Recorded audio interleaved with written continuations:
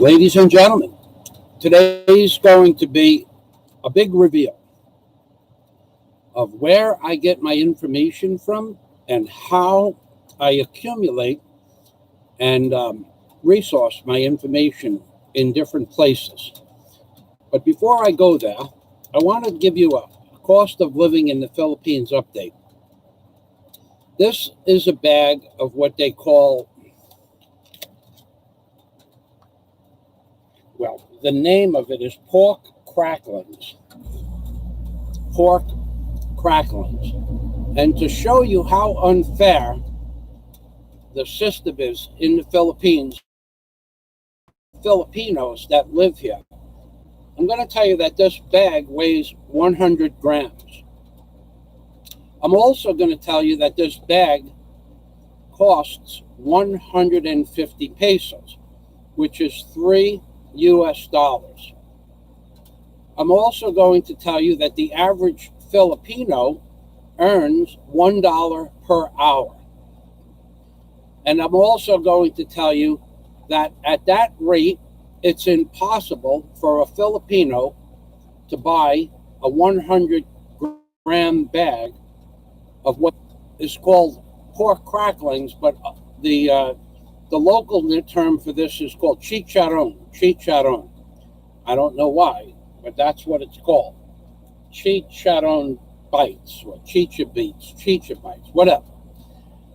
So at 3 hours wages to purchase one bag of chicharron, it puts the reach of the average Filipino that would have to spend 3 hours wages.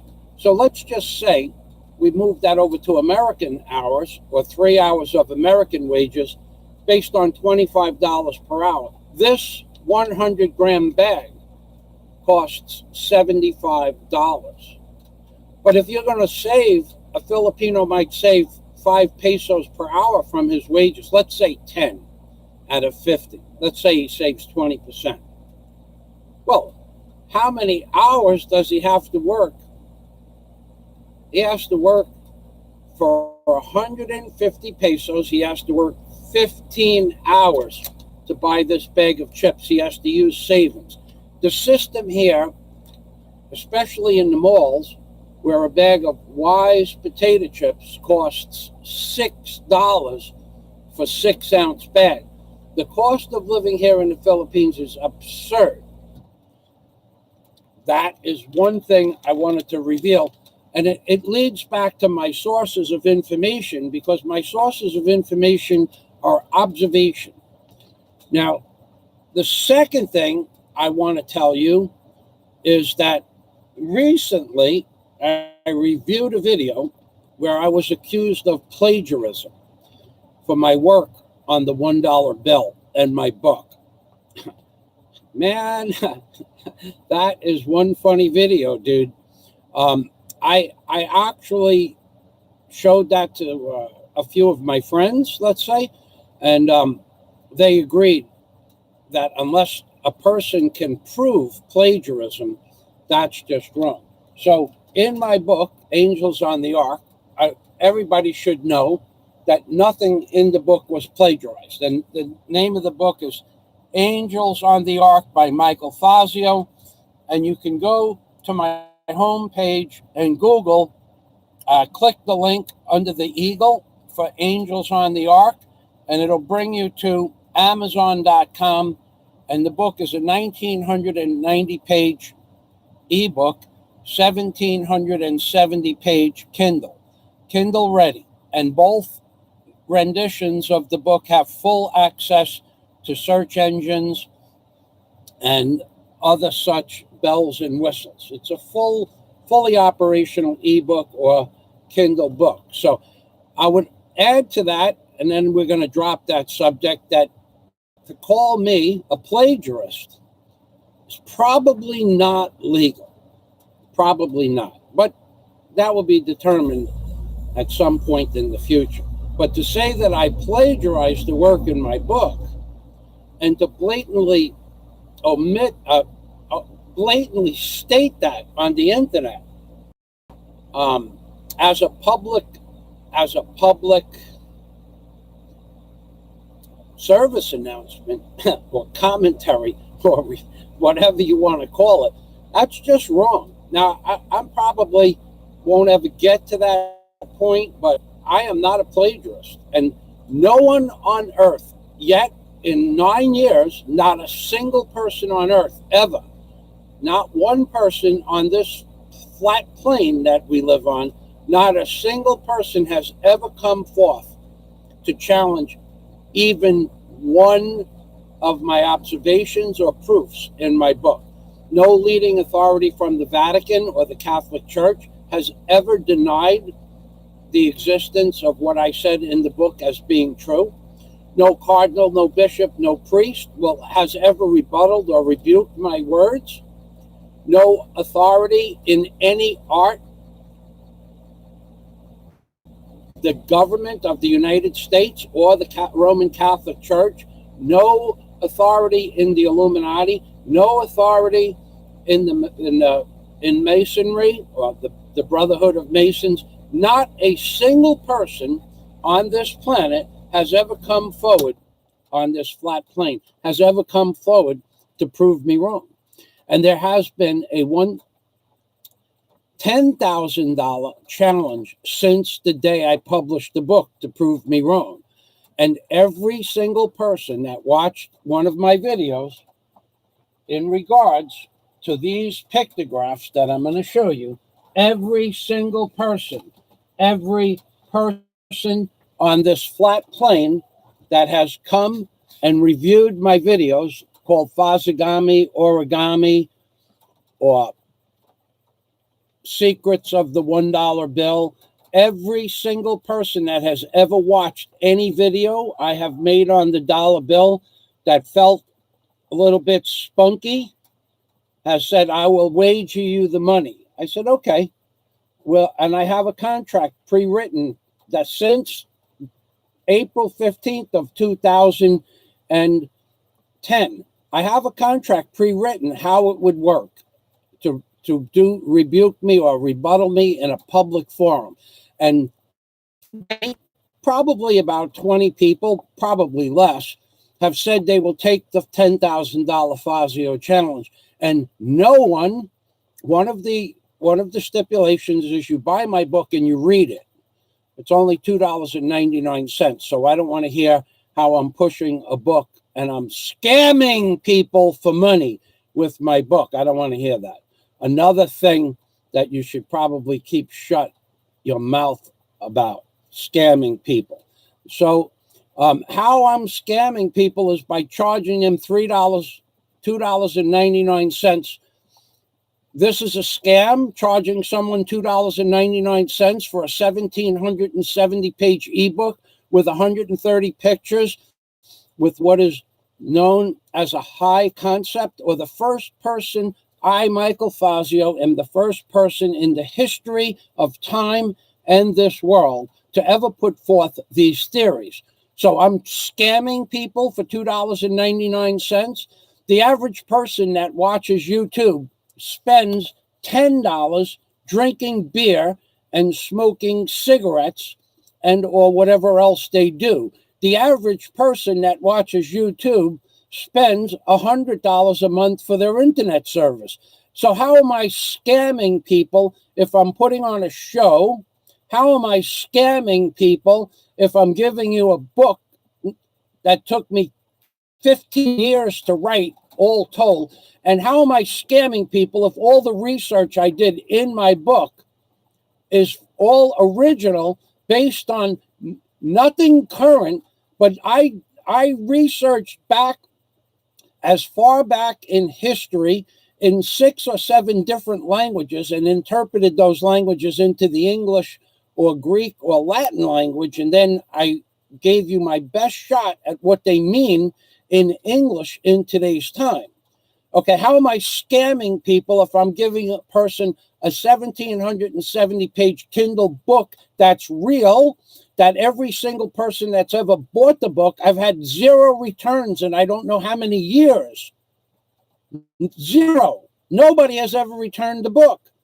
They all pay for the book and they all enjoy the book.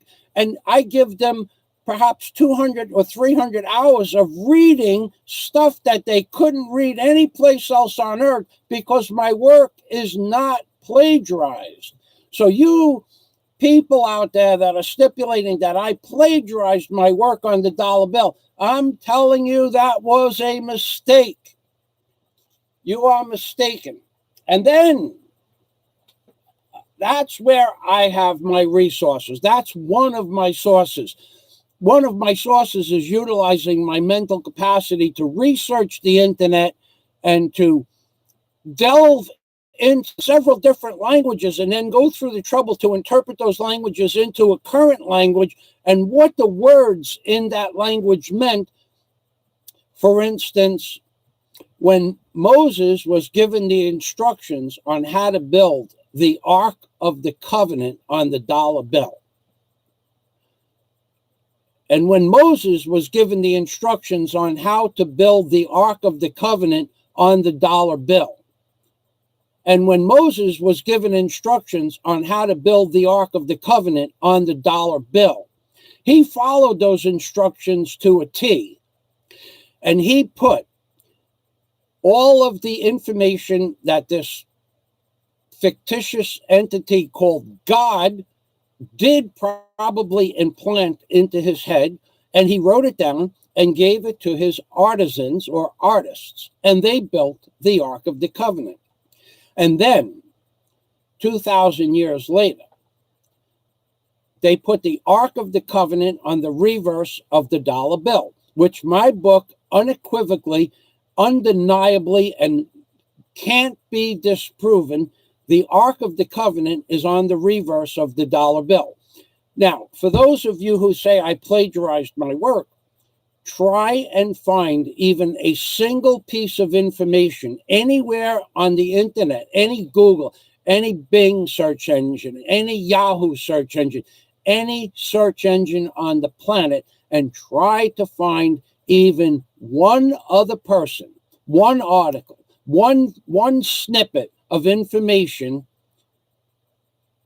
stating that the Ark of the Covenant is on the back of the dollar bill, besides my information prior to 2010 when my book was published, April 15th. You can't, because there is no piece of information on the internet that I could find, and I spent from 2001 online to 2010 April looking and constantly searching for other pieces of information that the Ark of the Covenant was on the dollar bill. I even brought it to my brothers in Masonry, to the lodge, and then I brought it to other lodges and asked people, and they had no clue. So don't make any mistake. My work is not plagiarized. My work is original, and my work is written not under science fiction. Nope, it's not science fiction. It is written under nonfiction, which means it's a truthful entity. And the fact that I am being called a plagiarist is disgusting. It's demeaning, it's maligning, it's defaming, and it's libel. Although I don't have to go there, I could. So you people out there that are stating that I have no jet mechanics license, that's easy to research. That's another topic. I have been accused of not having an A&P jet mechanics license. I have been accused of not building airplanes or boats. Well, I'll show you my first airplane. I'm going to go to the comments, and hopefully we have some intelligent comments here, because I'm going to tell you something right now. I'm not going to be addressing the comments unless you are a person like Flying Circus, who I know and you know, feel friendly with.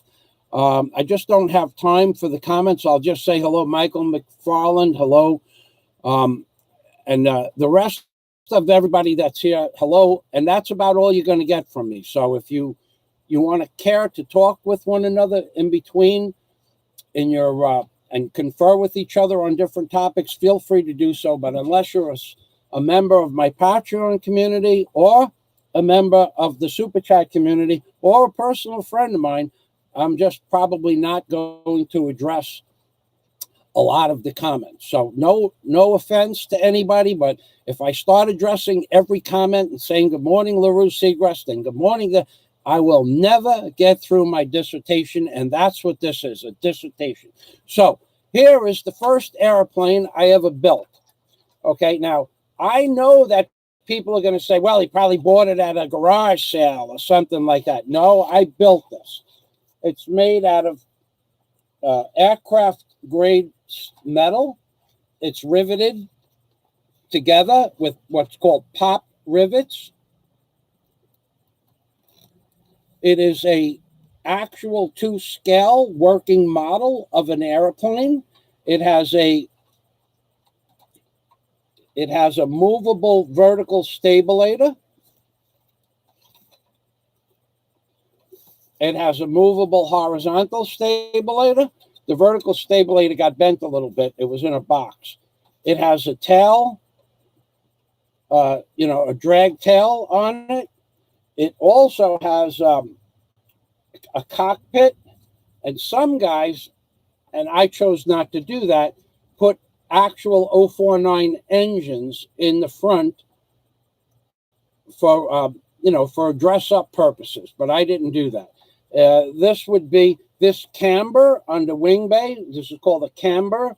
The camber on the wing bay is close to actual camber, not exact, but in theory, this is a scaled-down version of a real aircraft, and in theory, it should fly based on these dimensions and or measurements.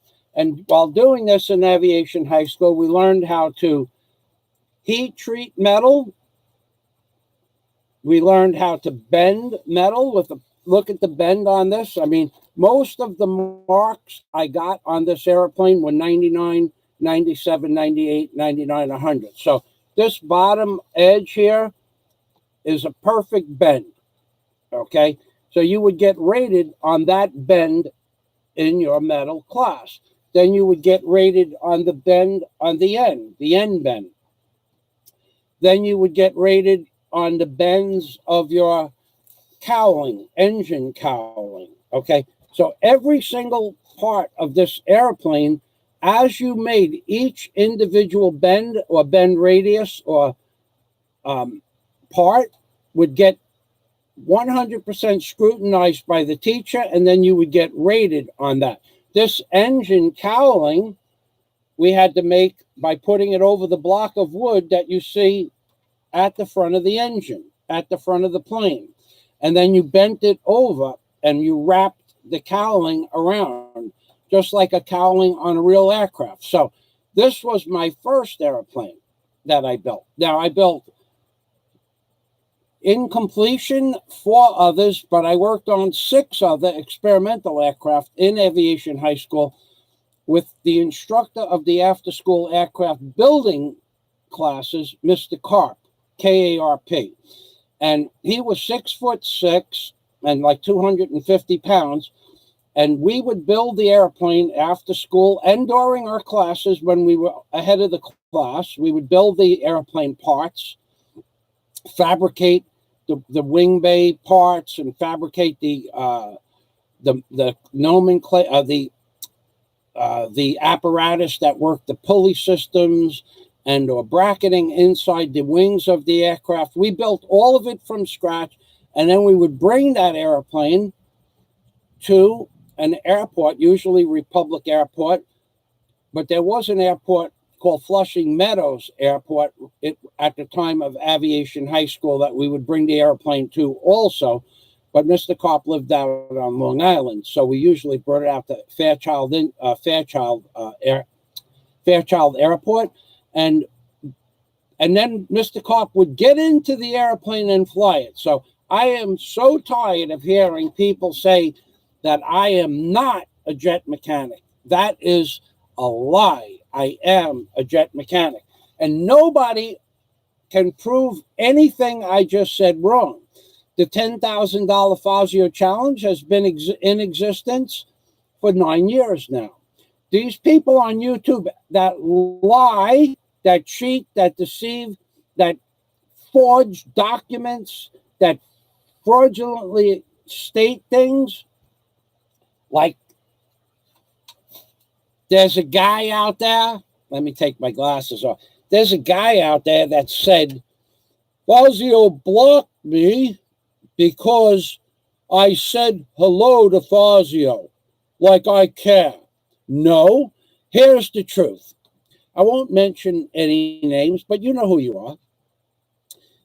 After I gave a dissertation on a particular topic, I told a specific person, do not mention names or channel names at any point in my live stream, but you're allowed to comment whatever you want to comment. But I'm not going to read your comments because I'm pretty backed up on comments. Now here's the skinny dude. I specifically told you, do not mention names or channels or even topic matter. But everything else was free reign for you. And I said I'm not going to read the comments and went back up to the comments from a half an hour ago. And by chance, I pushed the down arrow. And what were you doing 30 or 40 seconds later? You were posting the name of my name and mixing it up with some other person's name and channel, and then stating so-called facts. And because I told you don't do that and that I wasn't going to read the comments, you specifically did that. So now you're blocked, and you'll never be unblocked unless you make a public video apologizing and admitting that you lied when you said Fazio blocked me because I said hello. That's an outright, blatant, bold-faced lie. And I'm telling you, I can prove it by going back to that video if I wanted to take the time and finding out where I just said what I said. But your comment was removed, and that's gone permanently. However, the reason you were blocked, the reason I don't like you, the reason you will never be unblocked is because you will never make an apology video stating your name and that you lied regarding Michael Fazio blocking you for saying hello. That's an outright, blatant lie. And as far as whether or not you care, I don't care. I only care because I have come recently in my emails and on my Skype messages that you have an agenda. That's cool that you have an agenda. Very good. Congratulations, you have an agenda. But you're also an outright blatant liar. And I'm calling you a liar. I gave you the opportunity to show proof. I told you what the proof needed to be.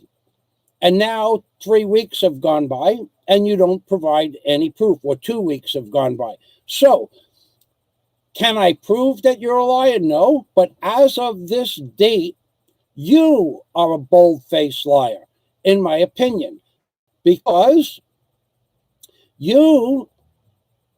it was stated to you that you need to provide certain proofs in that video, being you in a video from several years ago doing construction work on a certain person's property, not pictures of you and her in a pool. Those are two different things. Now, you may very well have pictures of and videos of you working on said person's property. But the only way I would ever believe you, and I told you this in the video, is that you show video proof that you did work on said person's house. So when you fail to provide that proof going on 2 weeks now, then I would just come to the conclusion that you either don't have the proof or you're holding out for a big, hey, look at this, shove it in my face, that you did this and you did that. But until then, I'm calling you a bold-faced, outright, blatant liar because you didn't provide the proof that you said that you did. And as far as video proof, that's what I wanted. And then you posted a few pictures of you and a said person in a pool. That's two different things.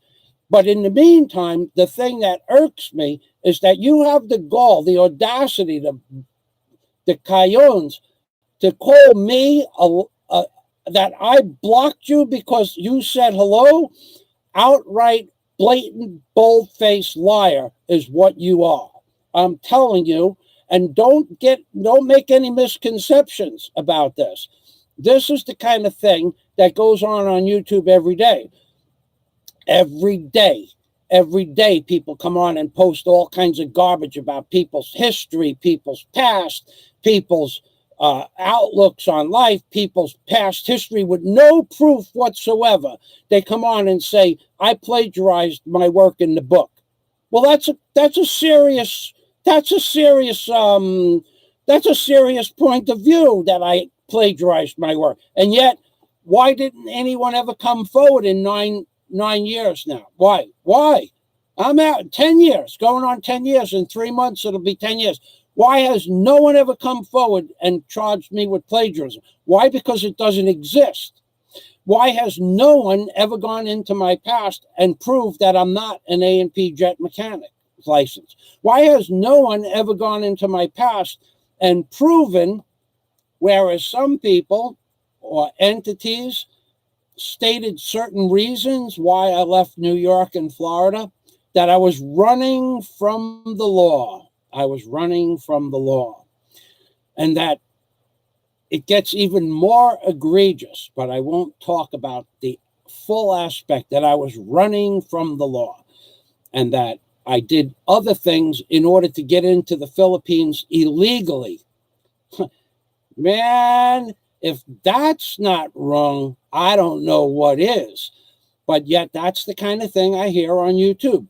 So, and it can't be proven. It's not true. And had it was true, had it been true, if it was true right now, because of what's going on in my life, if what was said about me was true, I would be in jail. I would be locked up for impersonating a different entity. And I didn't do that. But I still hear stories, and that's wrong. That's wrong.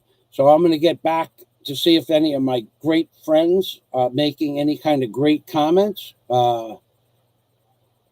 Scott Del Fuego is the wordsmith of the... I've never met anybody with a better ability to translate the English language succinctly into what is true and what is not true, what is real, what is not real, and he succinctly makes points of views that would take me 10 minutes to speak. He does it in less than 200 characters. Mr. Willis, welcome to the machine. As I said, I'm only going to address my friends and my Patreon members or Super Chat members. Slim Jim, welcome to the machine. Mr. Willis, I called you about an hour ago. I lost the internet. I had to restart the internet, close out about 20, maybe 12 windows, and then change how many windows were open in my side panels. So I couldn't get through to you, Mr. Willis. You'll see I called you on Skype. So moving back, welcome to the machine, Mr. Willis, Slim Jim, Flying Circus, LaRue Segrest.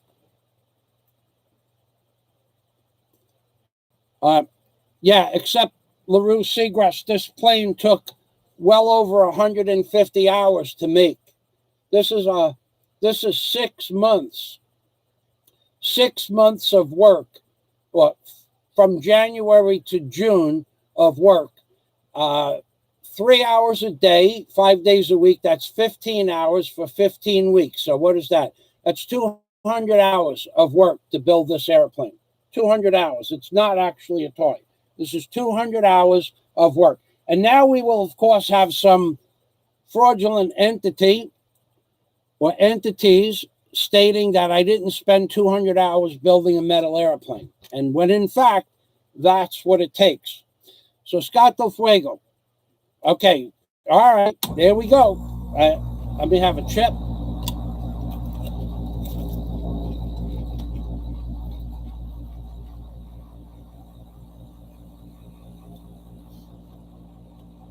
Scott Del Fuego says, no wordsmithing here. I have personally verified Michael Fazio's licensing with the FAA as a certified JP jet mechanic. Anyone who says he is not is an utter liar. probably a sociopath. Scott brings up a subject that's dear to my heart, and we are going to talk about sociopaths, narcissists, psychopaths, and flying monkeys momentarily. So let me go through the comments. All right, if I don't read your comment, it's just for...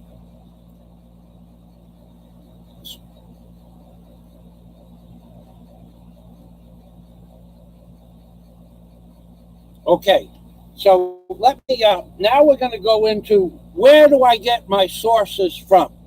Okay, so especially regarding YouTube and videos, and more specifically, where do I get my sources of information regarding sociopaths, now that Frank brought it up?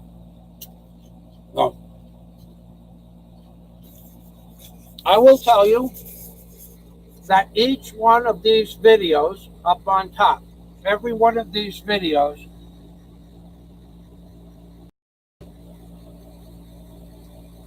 until you see the 3 G's, Google, Google, Google, every video on the top of the page, where we have 3, 6, 9, 12, 18, 21, 22, 23 videos, 23 videos are my sources of information regarding research that I'm doing. 23 videos. And those are only the videos that I use this product here. This product here. Okay, we're going to go here. Free online screen recorder. Free online screen recorder. And I have another program. So how I got the information on those 23 videos and about 40 more is that I copied those videos from the internet because they are a public value or public, they're in a public venue, which is, by the way, totally legal. And that is one source of information, but I'm going to give you 2 more sources of information. And this information is going to be, this is going to blow your mind. I have 2 more actual sources of information that's just going to, I'm going to wipe the floors with you now. I'm going to wipe the floors. I'm going to wipe the walls. I'm going to wipe the floors with you right now. I'm going to give you the other 2 sources of information that you've all been waiting for. One of those sources of information is called Ram tomato sauce. That's one source of information. And on this bag of Ram tomato sauce, 3 cheese spaghetti sauce, is a lot of information. And this is just one place I get my source of information, and in more specifically, the back of this Ram spaghetti sauce. Okay? And what I'm going to do is I'm going to read the back of this momentarily, and I'm going to show you proof that this is a valid source of information. Okay, so it says here, ingredients. Let's just go with the ingredients. Water. That's a valuable piece of information because it tells you this is the primary aspect and or source of the product. Water. Tomato paste. That's a very functional and needed aspect because this also tells you the source of the flavor in the tomato sauce itself. Modified starch. Now that's a valuable piece of information and also a source of thickening agent. Sugar. Sugar is necessary in sauce. So everybody knows that a sweet sauce is one thing and a sour sauce is another. A bitter sauce is another. Marinade sauce. This is a sugar sweet sauce, okay? Then we have iodized salt, which all sauces have salt in it because that's from tomatoes. I'm giving you a piece of information. Tomatoes have a very salty base. Cheese. Now this is a source of love, cheese. I love cheese. Now if I would love this product even more if it said salami next to the cheese, but it doesn't. It says cheese, cheddar cheese. I love cheddar cheese. It's a source of nutritional value and it maintains my hourglass figure. Parmesan cheese. I love Parmesan cheese. Another thing that maintains my hourglass figure. And then natural food, ground black pepper, citric acid. You gotta love citric acid. They come from the tomato, citric acid. Basil, vitamin C, absorbic acid, and zinc sulfate. Okay, this is one source of information that in the title I said I'm going to reveal my sources of information, and here is the second source. Okay, now if what I did notice is when I posted the video is I used my Dragon Naturally Speaking. This is another source of information, full of information. And when the Dragon put the word source in the title, it spelled it wrong. But, you know, blame it on my dragon. Bad dragon. Bad dragon. So sometimes it gets the word source mixed up with source. So we're going to live with that. Just wanted to make note. And then on the back of this is a vital source of information on how to make tomato sauce and what's in tomato sauce. And then how to make a chunky chicken pasta. That's a valuable source of information. Make 16 servings. And then it goes on 3 tablespoons of oil, half a cup of onion cut into wedges, and so on and so forth. But now I'm going to give you the third and final source of information where I get my information regarding the psychological outlook and viewpoints of people, and how you can determine what classification to put what entity, woman, man, husband, wife, daughter, friend, cousin, mother, father, how you can determine how to classify that person, whether or not they exist within the cluster B personality disorders. And those cluster B personality disorders, I'm going to read from Google. Now I'm not going to give you my opinion. I'm going to give you the facts, just the facts, like Friday. Only the facts, ma'am, just the facts.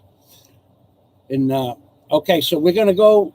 So now you know that a PowerSoft Freeline on-screen recorder was a major, valuable source of information for a project, or to be able to record things that are important to myself. Now, here we are, cluster B personality disorder. It's in Google. So what you have to Google is cluster B personality disorder, and I'll put this in the show notes so you know where I get my information from. And that's important, where Fazio gets his information. Snoop Dogg Kush, you never did that video for me, Snoop Dogg Kush. That's why I don't watch your videos. You promised me a video, and you never did that.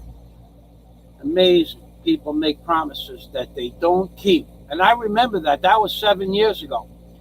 Okay, so let's go push this over here. Let's go back over here. Nope, that's not it. This is the one here. Let me give you the link for cluster B personality disorder. And this is a source of information where anybody can go to and research to find out if people in their family or friends or circle of friends has any of the following disorders that I'm going to read to you about. So I'm going to read all of the classifications of the cluster B personality. Thank you, LaRue.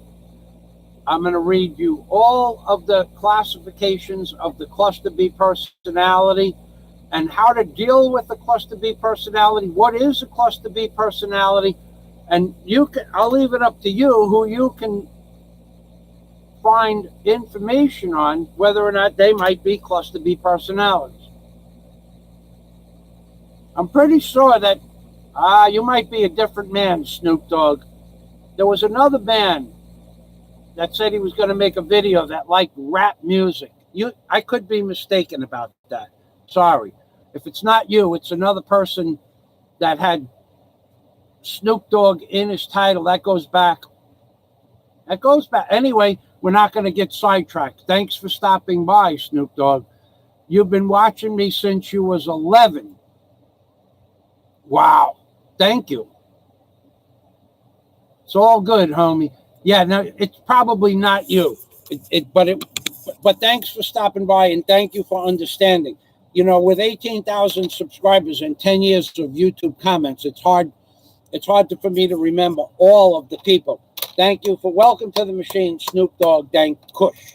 Salamat. Okay, so let's read. I'm going to read through.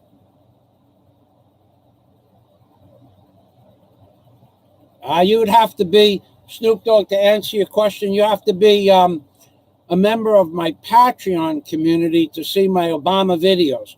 None of them have been classified as non-YouTube playable, but a lot of them have been classified as no monetization. So I took them down and I only put them at the $20 or above level on my Patreon community, of which there are many people that get to see. And thank you all who are here at the $10, $20, $30, $50, $20, $50, and $100 levels. Thank you all. Some of you people at the higher levels, like Michael, I don't even know your last name.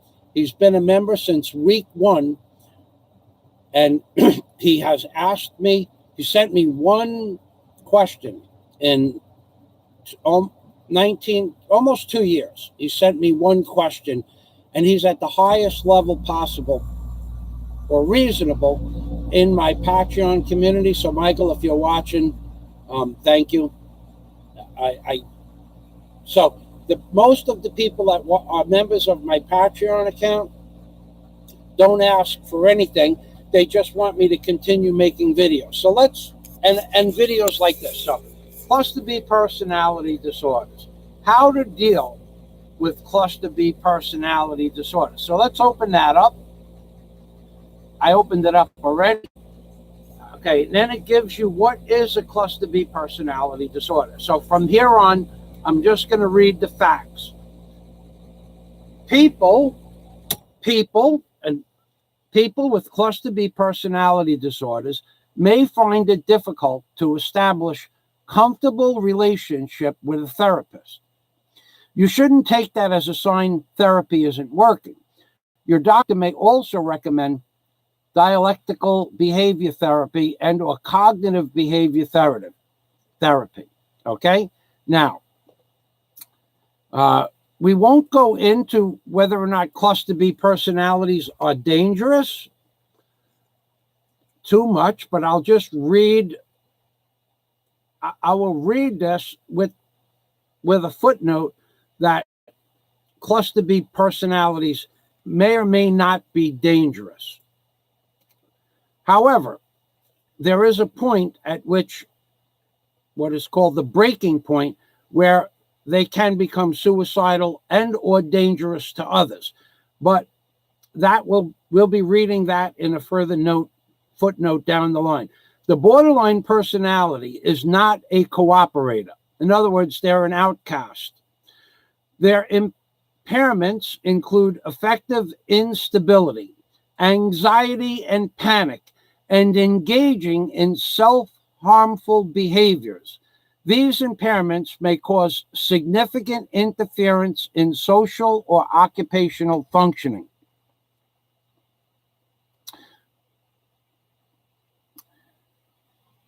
All right, the next one I'm going to read. All right, this leads into a personality disorder with friends or family or husbands or wives. So let's read this one. Cluster B personality disorders are characterized by dramatic, overly emotional, unpredictable thinking or behavior and interactions with others. They include antisocial personality disorder, borderline personality disorder, histrionic personality disorder, and narcissistic personality disorder.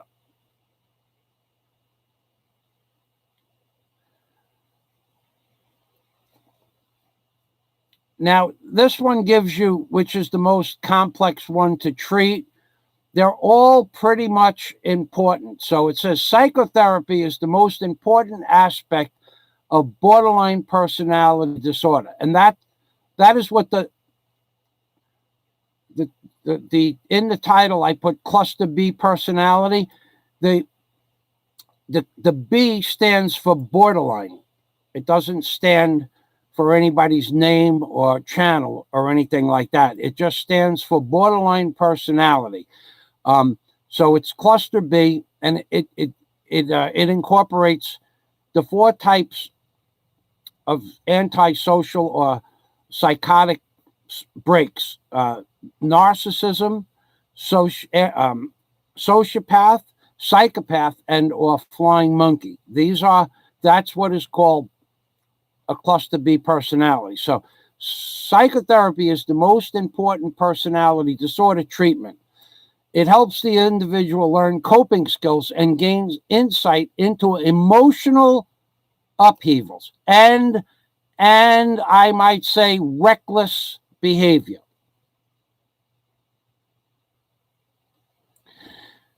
Okay, then it goes on to talk about cluster A, cluster B, and cluster C. But there is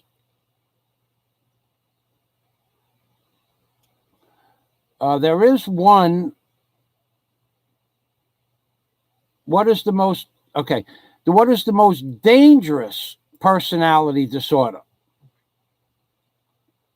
Okay, and that one is cluster C.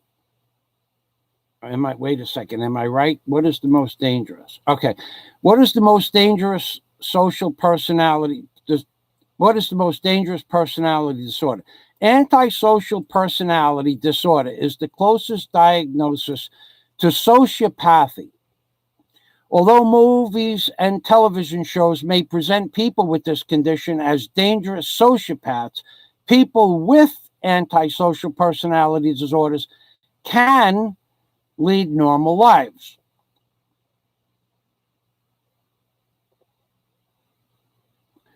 Cluster C, now these are all drop-down boxes that you can review, but these were just some of the highlights. Now, cluster C personality disorder is called now you may know somebody with the cluster C, but I don't really want to know who they are. This is not about that. Cluster C personality disorder is called anxious, fearful cluster. It includes the avoidant, dependent, and obsessive compulsive personality disorders. I'll repeat that. Dependent and obsessive compulsive personality disorders. These 3 personality disorders share a high level of anxiety. People with this disorder are intensely afraid that others will ridicule them, reject, or criticize them. So these are different websites. Now, let's go to how can you tell if someone is a sociopath? And then we'll read what is the most common personality disorder right after that.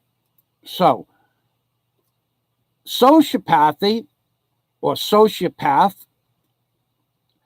a disregard for laws and social morals or mores. Okay, mores are the standard operating procedure that we live in a non-lethal environment. A disregard for laws and what is deemed socially acceptable. A disregard for the right of others.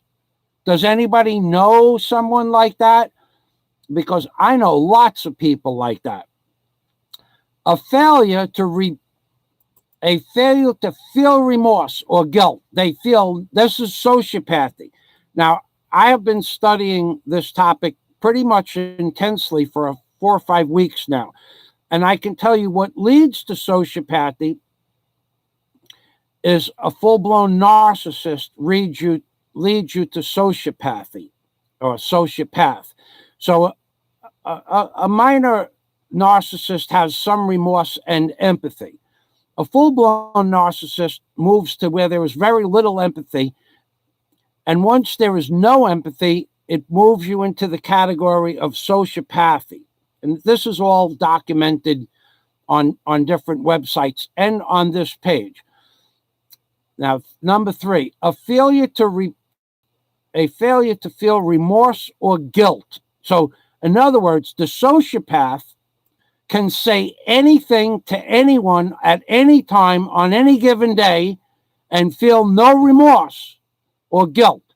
They believe, as is one of the better channels on what is a narcissist, what is a sociopath, what is a psychopath, and what is a flying monkey, is called Little Shaman. I'm going to give you the link in a minute. Number 4, sociopathy, a tendency to display. Now, this is a key moment in determining when someone moves from being a narcissist to a sociopath.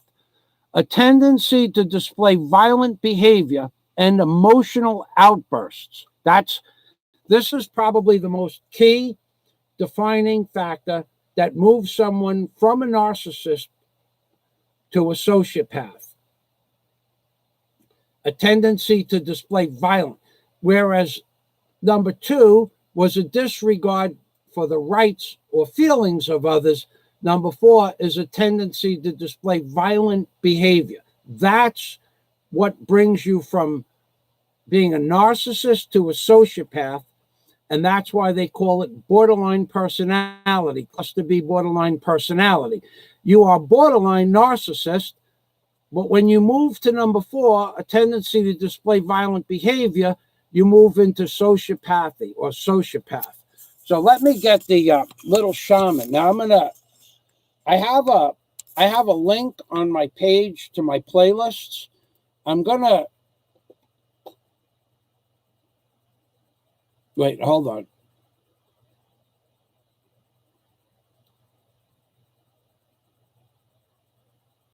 Okay. Well, thanks for the comments. I'm going to go right over to the Little Shaman's channel now. Let's see which video I have. I don't really. You know what I'm going to do? I'm going to. Woof. Man, the titles of the videos I'm doing research on, I gotta tell you, oh my God, oh my God, oh my God, oh my God, boy, oh boy, I gotta tell you, I'm doing research on some really interesting topics. And one day I will be able to disclose my research, just like when I was writing my book. I never talked about anything in my book, and now I'm doing research on a new project, and I won't talk about that other than that I'm really learning a lot about narcissists, sociopaths, and or psychopaths. Let me just open up this video. Hold on a minute. I need to get one video open from another place so I can put the Little Shaman in there. So this woman, now this is all in regards to cluster B personalities. However, this woman has a point of view. Before I'll let me get the link for you, and then you guys can research this on your own. Little LITTLH Shaman. Little Shaman. All right, so here we go. Little Shaman, when you put in Little Shaman, you're going to see Little Shaman covert narcissist, Little Shaman narcissist, Little Shaman flying monkeys, Little Shaman self-love, Little Shaman narc, which means narcissist, Little Shaman cognitive dissidence, Little Shaman dangerous, Little Shaman scapegoat, Little Shaman gray rock, Little Shaman the aging narcissist. Okay, so those are just 8 or so of her videos. So we're going to search that out. We're going to go to her channel. I'll show you what she like. This woman is a highly educated woman in the field of studying narcissists. Okay, so I will not, I'm going to let's go to her channel, which we are, and let's go right here. We're going to have to push this button one more time. and then we're going to go to her video selection. Okay. So I've watched, and as I watch these videos, I put them in I put them in a playlist called Narcissists or something on my homepage. So here are her videos. Okay, so as you can see, they're extensive. Narcissist relationships, changing your expectation. Narcissist relationships, ways to resist a Hoover. A Hoover is when you want to get out of a relationship or friendship, and the person plies you with love and flowers or gold or jewelry or kind words or dinners to get you back into the relationship. That means that person, usually a narcissist or a sociopath, is hoovering to get you back in. And the word Hoover comes from Hoover vacuum cleaner, which means to suck you back into a bad relationship. Coexisting with narcissists, 4 things that can help. However, almost in all cases, at the end of the Little Charmin videos, although she gives possible analogies of what could help your relationship with a narcissist, sociopath, psychopath, or flying monkey, almost in every one of her videos at the end, as with all other people that are on this topic, typically they say you could do this, or you could do that, or you could do this, or you could do that. But then they go on and they add that for the most part, even if you do those things that they suggest you do, even if you do those things, probably not going to help. And the reason it's not going to help is because the people that you're trying to help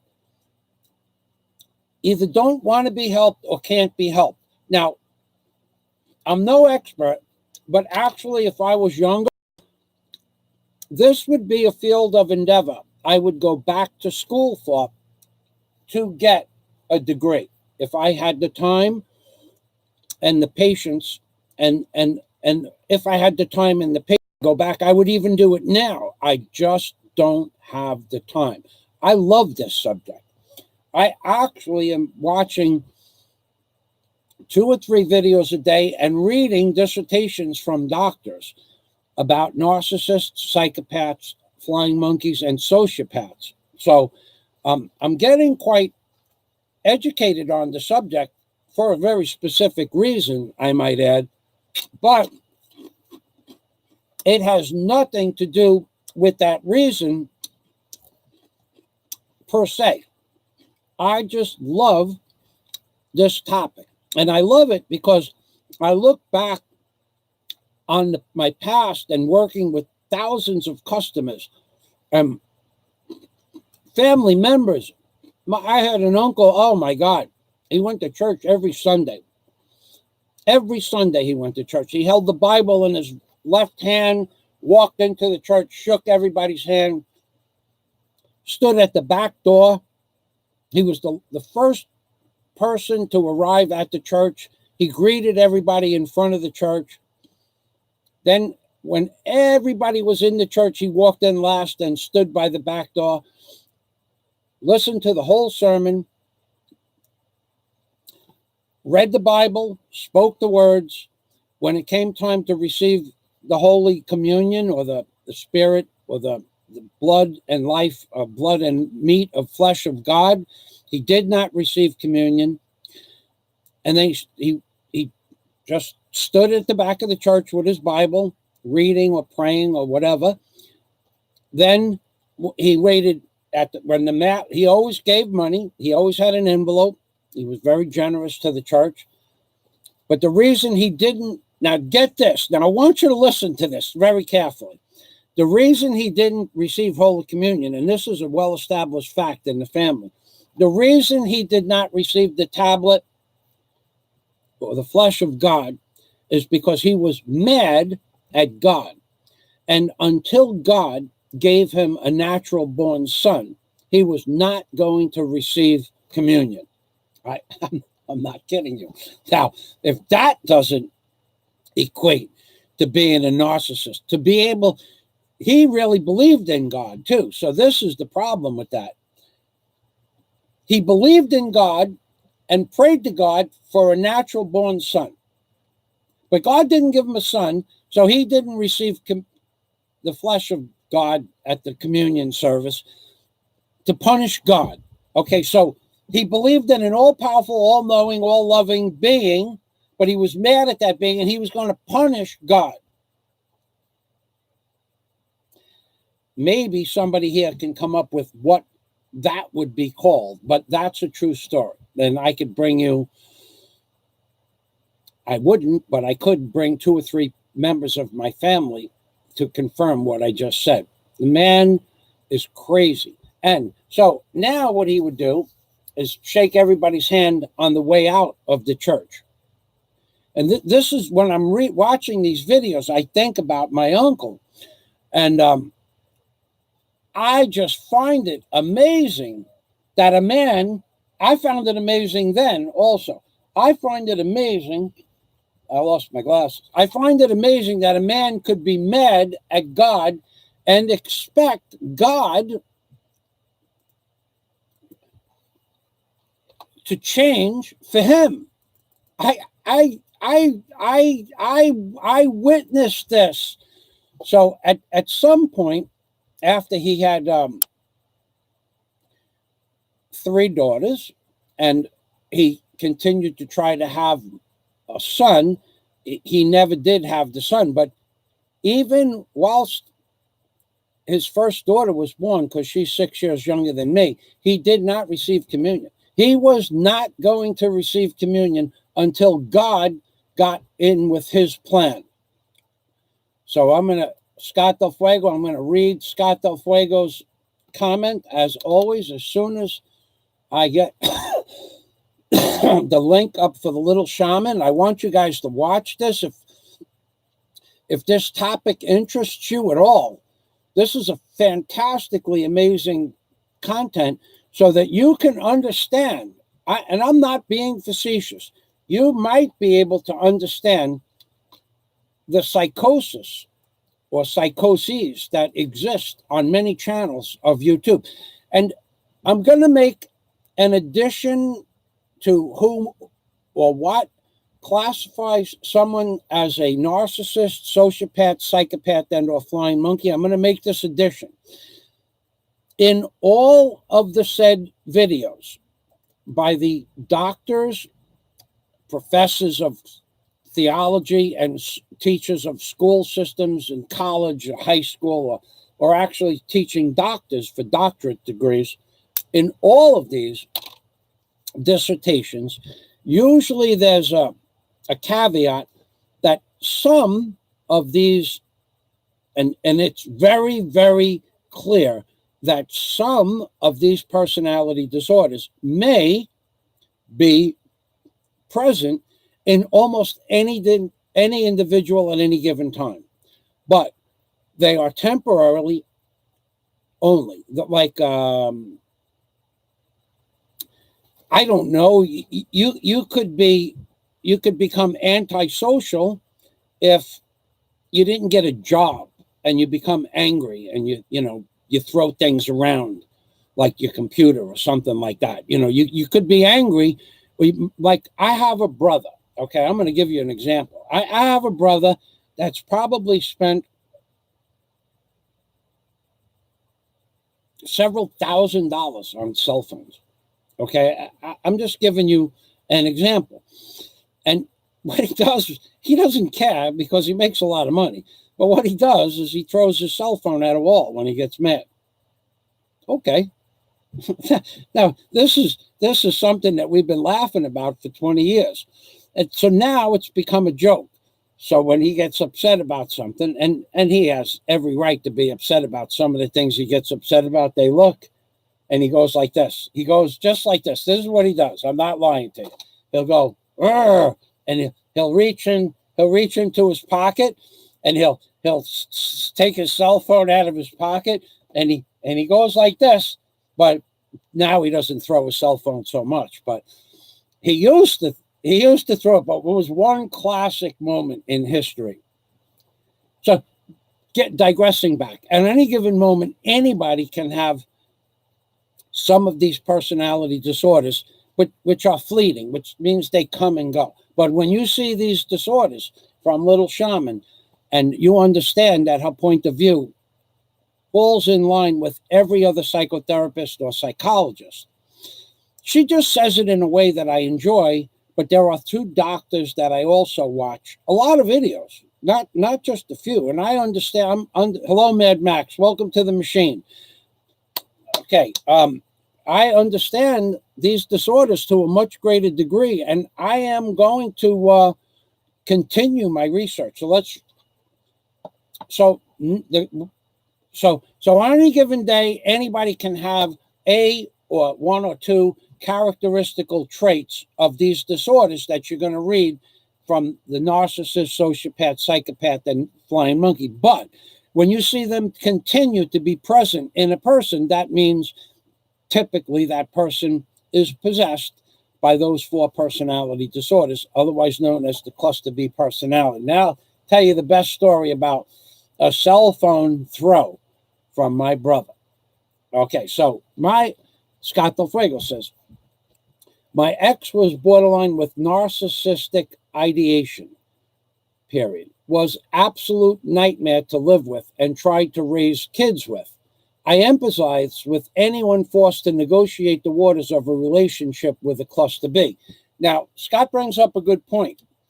The key factor to eliminate the cluster B personality in anyone's life at any given time on any given day, the most successful way to eliminate the cluster B personality from your social circle is something that Little Shaman and every other psychologist explains as no contact. No contact. Now, I'll explain what no contact means, and then I'll explain why Scott Del Fuego could not have no contact. And that must have been frustrating. So no contact, the no contact rule, and you can Google no contact cluster B personality or cluster B personality, no contact. And in fact, we'll do that right now. I'll show you that this is a real thing. And I'll show you why it's important to exhibit no contact. Cluster B, no contact. I will show you why it's an important rule. And then I'm going to tell you why Scott Del Fuego could not have no contact. So the Little Shaman, no contact. And I will give you her point of view on no contact, but I will tell you what her point of view is in this video. I will show you what this means. So first of all, we're going to take the name of the video and we're going to copy that down. And then typically this is how I copy a video. So I take the name and paste it. Okay. Now we have the name pasted. Then I go up to the top and I cut out the link to the top and post it here. Then I copy this. I copy it. I don't cut it, because if you cut it, and then I'll cancel it. If you cut that link, then what happens is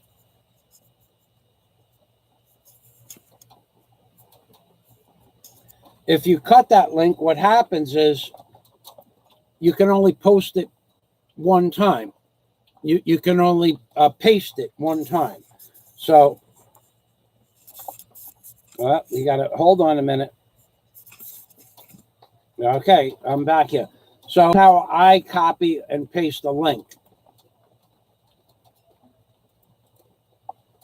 Okay, so I cut the link, but then I copy it. So here we go. So we're going to post that 3 times, and then I'm going to explain the no contact rule according to all therapists and all psychologists that I've listened to. Not all, but so the no, welcome to the machine, Canoy in the Philippines. Thanks for stopping by. The no contact rule, how it works. Okay, so how it works is this. It works where once you have the understanding that you're dealing with a narcissist, a sociopath, a psychopath, or a flying monkey, you have choices. You can continue fighting, arguing, rebuttaling, rebuking their words and or thoughts and deeds, or which will bring you nowhere. Every psychotherapist, psychologist is in full agreement, arguing with a narcissist, a sociopath, a flying monkey, or a sociopath, flying monkey, narcissist, psychopath. Anybody arguing with those people, arguing back and forth, back and forth, back and forth, back and forth, back and forth, back and forth, back and forth, back and forth, back and forth, back and forth, back and forth, back and forth, back and forth, back and forth, back and forth, back and forth, on every day, back and forth, back and forth, back and forth, back and forth, back and forth, back and forth. Anybody arguing with the cluster B, psychopath, narcissist, and or sociopath on a regular basis is a fool. Scott Del Fuego had to do it, and I'll tell you why in a moment. Best rule of thumb. Man, Bear, Pig will 100% agree. Welcome to the machine, Man, Bear, Pig. I called you this morning, no answer, by the way. Man, Bear, Pig will agree. He even suggested best thing is to deny them your time. So why am I doing this video? I am trying to help other people understand that rebuttaling, arguing back and forth gets you nowhere. So every psychotherapist, psychologist, every article, every paper, every written on this, no contact, if possible, is the best way to go. And what no contact means is, number one, you don't talk to them on the phone. Number two, you don't go to their Facebook account. If they call you on the phone, you don't answer the phone. Not possible in Scott's case. If they talk to you on social media, you don't answer them. If they send you a video on social media, you don't acknowledge it. If they Twitter you or say something on Twitter that goes into your feed, whatever that is, they say, you don't acknowledge it. You don't thumbs up on Twitter. You don't thumbs down, if that's possible. I don't know. If they say something to you on Facebook, even if you like what they have to say, no contact means no contact. You don't give it a thumbs up. You don't even read it. You don't want to know what they say because they might be hoovering you back into their circle of psychoses. You don't have any contact with them. Now, if they have a social media account, you don't go to the social media account, whatever it is, doesn't matter. You don't acknowledge that they exist in time and space. That's the no contact rule. It means if you can move away, if you can move to another state, if you can move to another city, somewhere where you never have to see them again, that's no contact. However, in Scott Del Fuego's case, and which is the case of many other people, no contact is not possible. And every psychotherapist will confirm what I'm about to say.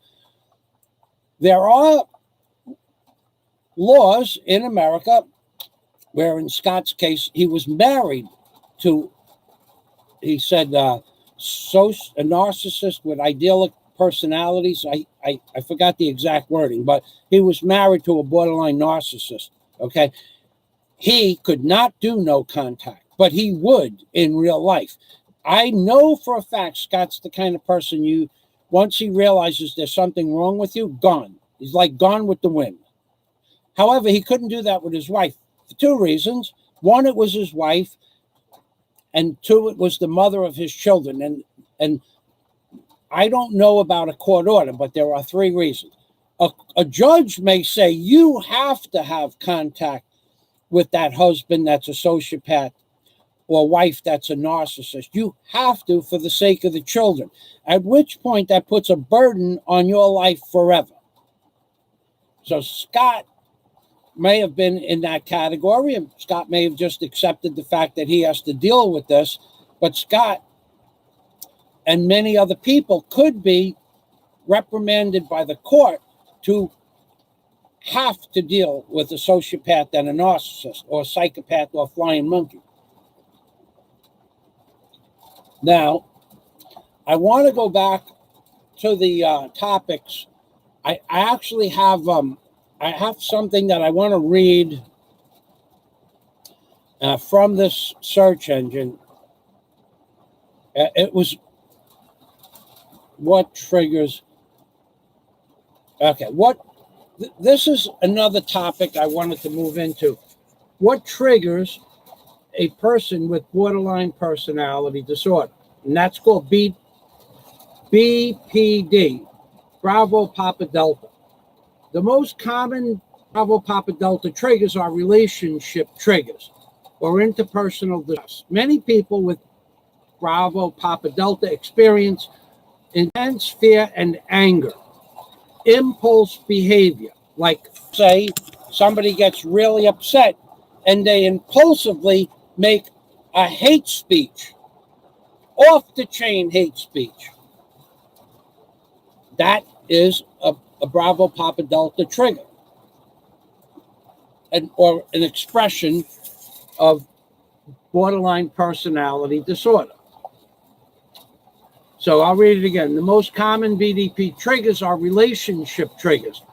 Now, those relationships are not limited to husband, wife, girlfriend, boyfriend. They could be friends. You could have a friend. Let's just go, for instance, you could have a friend on Facebook, and you'd be friends with them for 1 or 2 weeks, and you think that they're the best thing since sliced bread. And they say one bad thing about you, and you go into an insane riot act for 5 or 6 or 7 days. That is a symptom of borderline personality disorder of a narcissist and borderline sociopath. Typically, they are the same at that point. Once the relationships between people get to that point, typically the same. I'm going to read it again.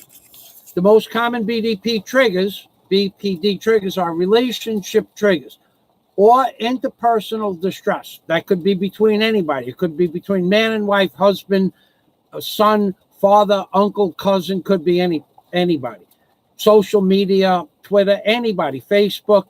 Many people with BPD experience intense fear and intense anger, impulsive behavior, self-harm. Now, self-harm can come in many ways.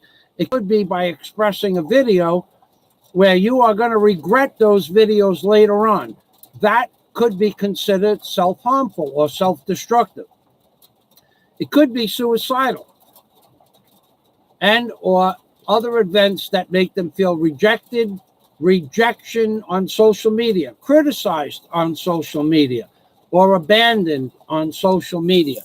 Now, because I mentioned social media 3 times doesn't mean that I'm hung up on this social media thing, but it does infer that most children and young adults, and now adults, spend several hours a day on their cell phones, and they are triggered by friendships that break up, or somebody said this or somebody said that, and that's a key problem in today's world. Cell phones and their ability to collect and add it to other people is just really screwing up the minds of non-intellectual people, non-matured people.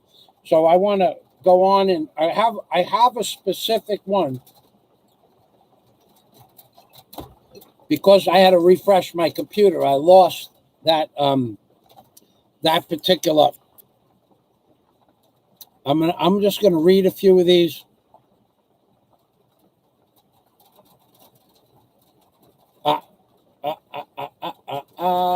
Histrionics have empathy. You should really go to that woman, a little shaman's channel. Cluster B personality disorders. No.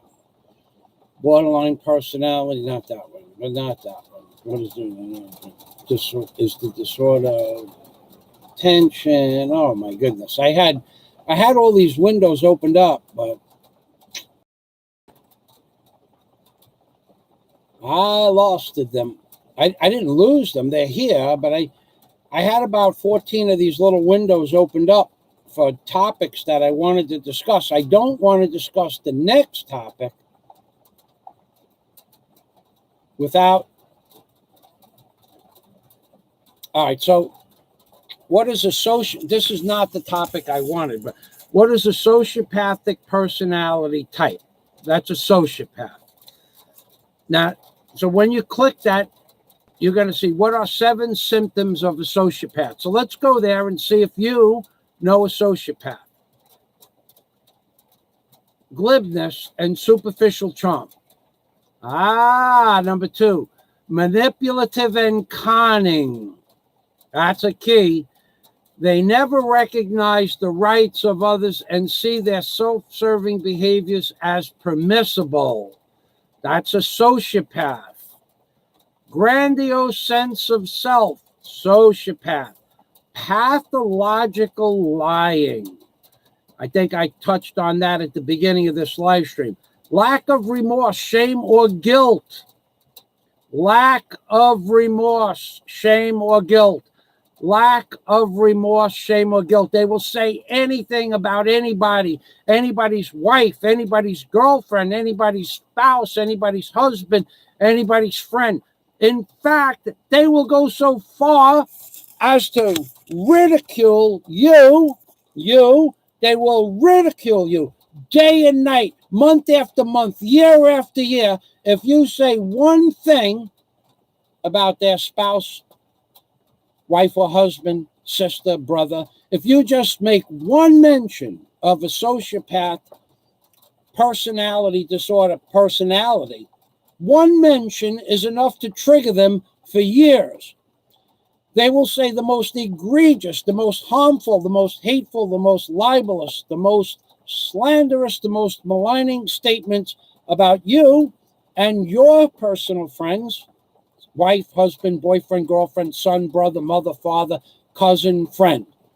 They will say anything about you because you say one thing that they only believe was about them. And for 1 or 2 or 3 years, until you do no contact, they will never stop. Never. That is a sociopath personality trait. And one step further, they will also make up things about your boyfriend, girlfriend, husband, wife, cousin, brother, mother, father, sister, or friend. They will make up things that are totally untrue and post them on social media as factual. That's what they do. That's a sociopathic personality character disorder.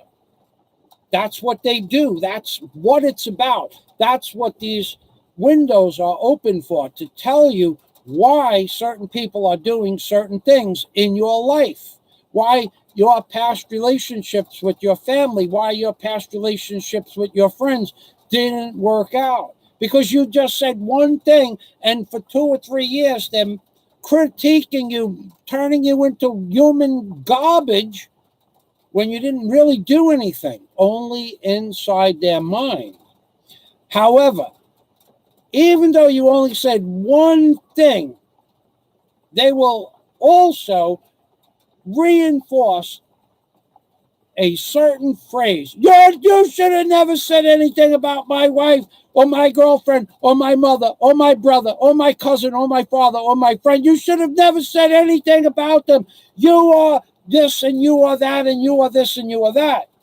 However, they will never stop talking about your friend, wife, husband, cousin, brother, mother, father, or sister, or any relationship. They will never stop. That's what sociopaths do. So, in other words, it's okay for them to say and do anything, which is the definition of sociopathy, no empathy for others. It's okay for them to say and do anything at all, anything they want, But you can't do it once, and they can do it 1,000 times. And even though somebody takes the context of what they said and shows them that this might be wrong, no, they're not going to see it. They don't see it. And that's what this little shaman personality proves time and time again, that it doesn't matter what you say to a sociopath or a narcissist. They're not listening. They don't hear. They hear. They understand. But inside their mind, you're talking about somebody else. All right, going back. Hold on.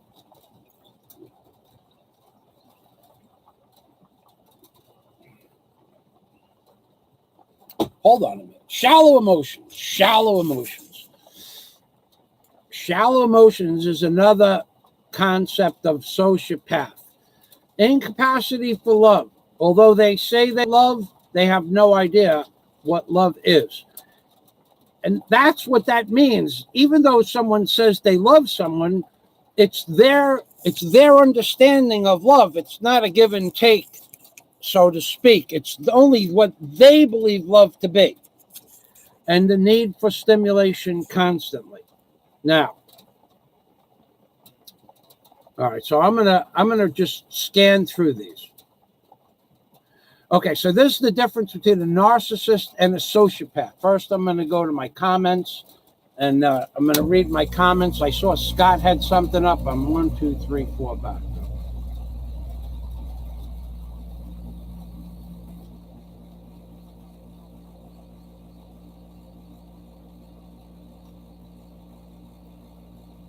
Oh, yeah. Okay, we're gonna go back to the. This is the best cell phone break in all of recorded history, and it's probably first of all, my brother has a very, very lucrative job. Okay, so to him to bust a $200 cell phone doesn't mean anything. Plus, he has insurance, so it cost him $5 a month for his insurance. So he doesn't care about his cell phones. He doesn't care about the $5. He doesn't care about $200. He spends more than that on coffee every morning, 30 days a month. Spends more than $200 a month on coffee. Goes out, has a coffee and a roll, maybe a Danish. So here is the best cell phone break in recorded history. And it was documented by about 7 or 8 people. So he's at the racetrack, at the playing. He likes to go out for dinner, and he likes to go to the track, and he likes the ponies. He's way above. No one knows how he's done it, but his whole life he's been blessed with the ability to pick a winner. When it comes to picking a winner, he can do that. I am telling you, he is well ahead of anybody I know that's a betting man, and well ahead of the gaming industry. So they're at the track, and his horse loses, and he takes his cell phone. Everybody looks because he's mad. Now this is going on 15 years now, so everybody's looking to see if he's going to throw his cell phone. And he takes his cell phone out of his pocket and he throws it as hard as he can forward. Now his friends are to the left and to the right, and they're sitting at a table at the front of a row having dinner, and he stands up and throws his cell phone, and it goes about 20 feet and hits one of those round columns that are about this big that hold up the awning so that the rain and weather or snow doesn't land on them while they're eating dinner and the windows are open. And the cell phone hits the column, comes out of its case, and breaks into several pieces. The front cover or the back cover, the battery, and the window gets shattered. So he realizes that his SIM card is in the cell phone. Now, I wasn't there, but he told me this in front of one of our friends, and when I was back in New York, and I had a good laugh. So he has to go get the phone because his SIM card is in there, and his phone numbers for his job are in there. He can't have that. He can't have that revealed. There's a lot of personal numbers in there with a lot of information that just can't be public knowledge. So he runs down through the staircase and picks up all the pieces. Meanwhile, the guys upstairs, his buddies, are yelling to the people, "Don't touch the cell phone. It fell. His man's on his way down." Okay, so he brings the pieces up and puts them on the table and starts putting the battery back in, and the lens is smashed, and puts the back cover on. He puts it in the case, and he goes to turn it on. Everybody said everybody started laughing. They go, "Are you serious? That thing's never going to work." He threw it hard, and it worked. And it worked, and he used it for a very long time. And because where the screen was broke was not where the numbers were, and that's the only, he doesn't do social media. So that's a true story.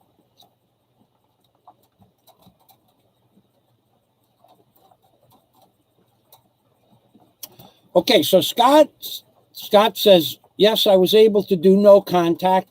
However, I did utilize a technique known as medium chill. With honesty, it allowed. Okay, so there are other words for this medium chill, and I can't give you the word that is in the in Little Shaman or any of the other psychopaths. Hold on, the puppies are crying. Hold on a minute. Yes, I was able to do no contact. However, so Scott was able to do that. Cano in the Philippines says, no contact is exactly what I had to do with my older brother. It was hard, but it had to be done. Hello, Mr. Fazio. There are hundreds of people out there like this. Dennis Adam, no contact and carry a big thumb drive. You have said that before. You have said that before on another show. Welcome to the machine, Dennis Adam. And that is true. No contact and carry a big thumb drive, or as Dennis Adam will tell you, look at this. Look at this. A free online screen recorder. Free online screen recorder. Free online screen recorder. Dennis Adams says, walk softly and carry a big thumb drive so that you can utilize your free on-screen recorder. That's what Dennis Adams is trying to make you understand. That's what Dennis Adams is telling you to do. If you are being abused in any way, shape, or form on a social media platform, whether it's Twitter or any other, Facebook or YouTube or any other platform, you have the power to record that social media. And the law says it's okay to record social media because it was posted in a public venue. So let's get Dennis Adams. Dennis Adams will be the first person to tell you that if you are having problems with somebody, record the event,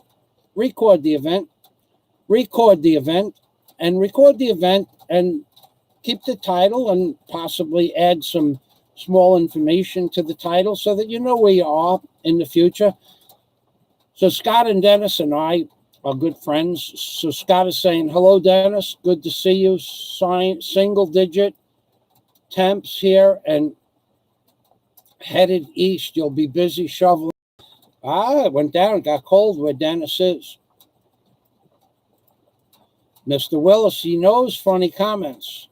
What's up, Mike? Everyone, man, bear, pig.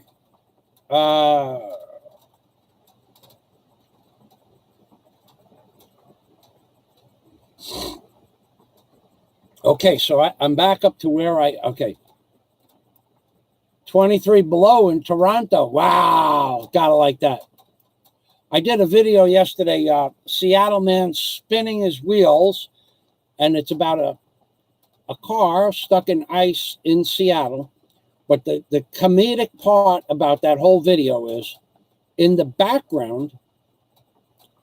If someone wants to go to my channel and get that video, Seattle Man Spinning Wheels, and post the link and the title of the video 3 times, I'd appreciate that.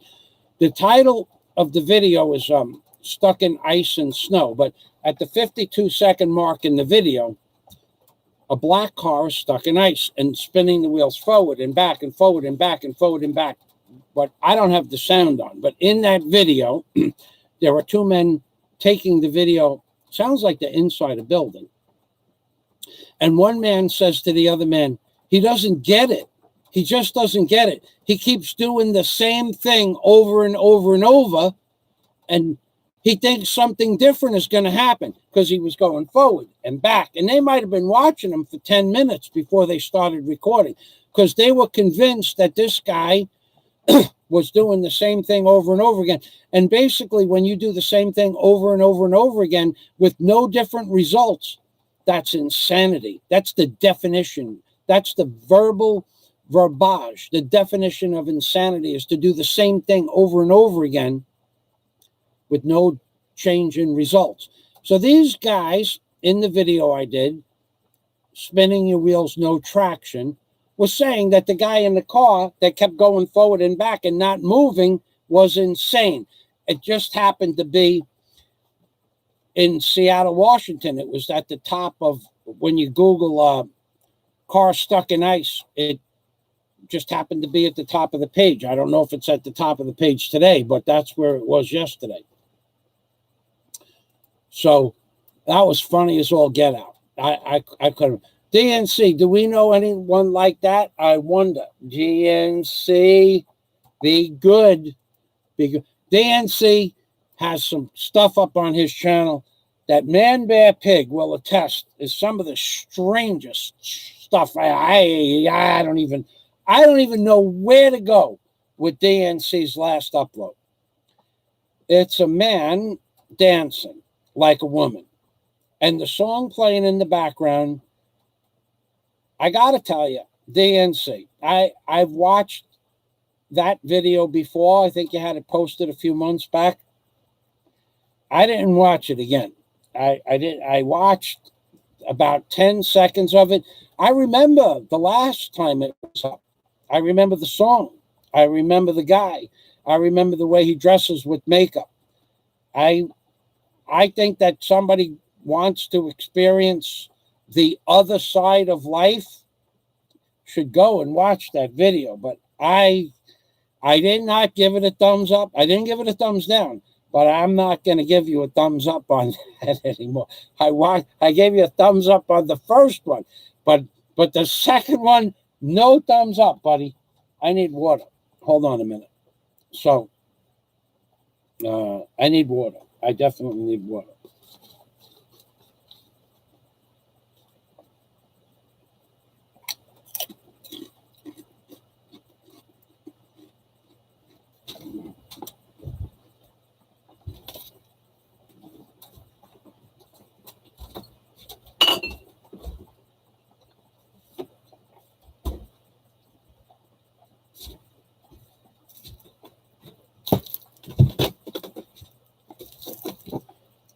Man Bear Pig says, I'm describing half the people he used to work with. Oh, as a salesperson. Yeah, like the guy who sold me my brand new Cobra. What a piece of garbage he was. Promise you this. But he had to keep his promises. he had to keep his custom. I bought a $70,000 Cobra Mustang convertible, brand new, 6 miles on it. And I was going to take it to the track. And I said to the salesperson, it was on my 50th birthday I bought that car. September 25th, 2001. Maybe it was my 51st birthday. I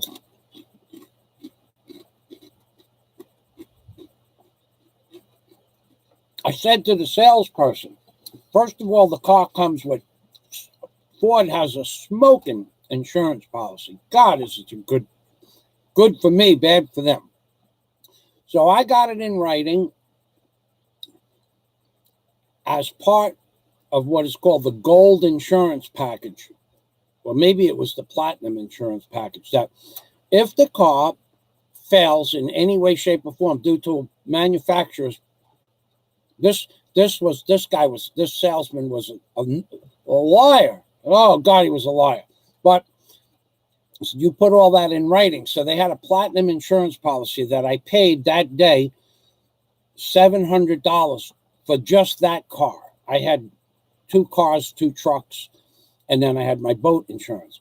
So I think I paid $700 for the platinum insurance policy. It says if your car breaks, you get another car, not another Cobra, but another decent medium-sized car. And until your car is fixed, you don't pay for mileage. You just put gas in the car. Okay. This is what I did to the salesman narcissist for the Cobra Ford dealership in Miami. Well, I go,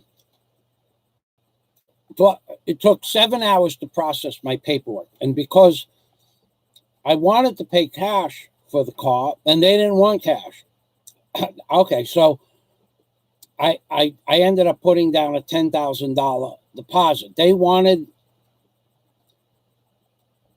me to pay installments. And I didn't want to do installments because it's a pain in the neck. But they had an addendum in the installments. You could pay for a year in advance. So you only have to pay, or you could pay 2-3 months or just that month.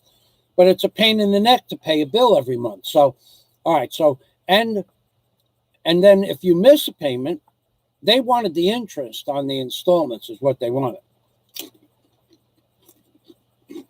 And I said, I don't want to pay interest on the insurance, on the installments. So they had another policy. I guess that was the platinum, where if you never miss a payment, you don't pay interest. So that's the one I chose. Then I paid for a year in advance. So I paid my installment each year. I paid like $8,000 or $9,000 for until the payments on the car were done. So in the insurance policy, you got a free car. So I said to the salesman, I said, look, I'm going to bring this car to the track. He said, yeah, that's okay. And he gave me the telephone number to track school, racing school, and I talked to the guy.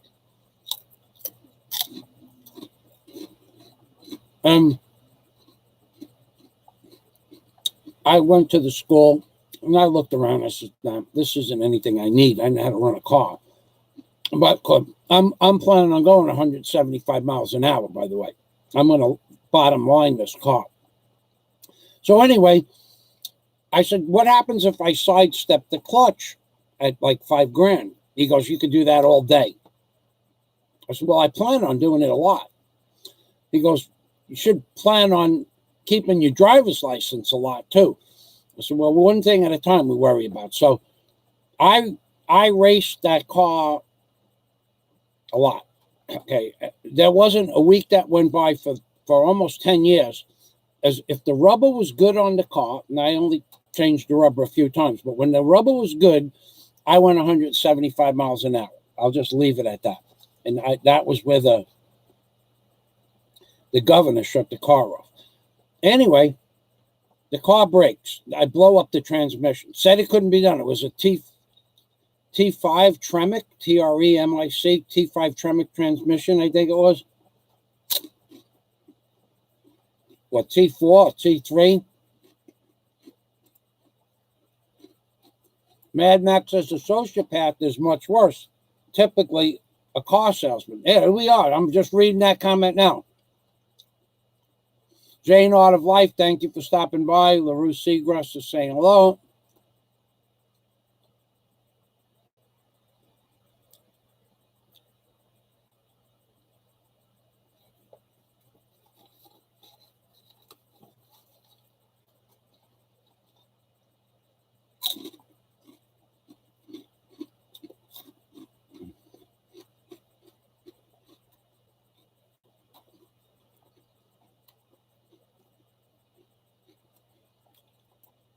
Yeah. DNC, you're right. Hello, Steve 25901. Welcome to the machine.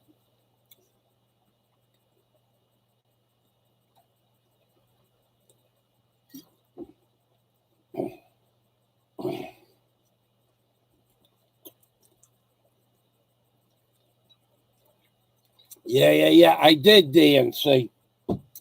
But that is some strange stuff. Flying Circus. DNC has some great videos too, though.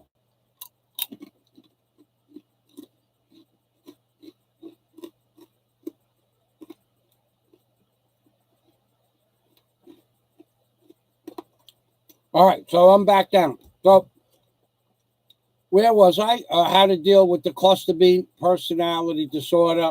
Google search. Nope, that's not it. How to cluster B personality traits. I think. Okay. You know what? I'm going to go back over here. This is a different link, but cluster B personality trait. This link up. This might have been the article that I was reading about the cluster B personality disorder and traits.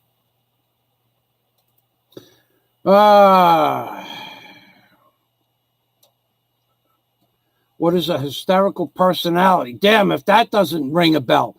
A personality disorder marked by immaturity, dependence, self-centeredness, and vanity with a craving for attention, activity or excitement, and behavior that is markedly unstable and manipulative. That's hysteric personality. Not what I'm looking for, though. Where the heck is that? No, I'm gonna go through these one at a time.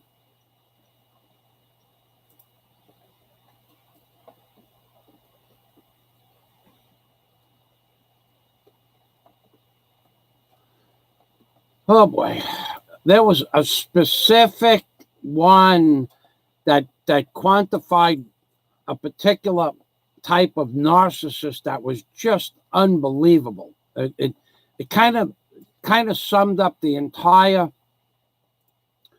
It kind of summed up the entire cluster B personality in one sentence.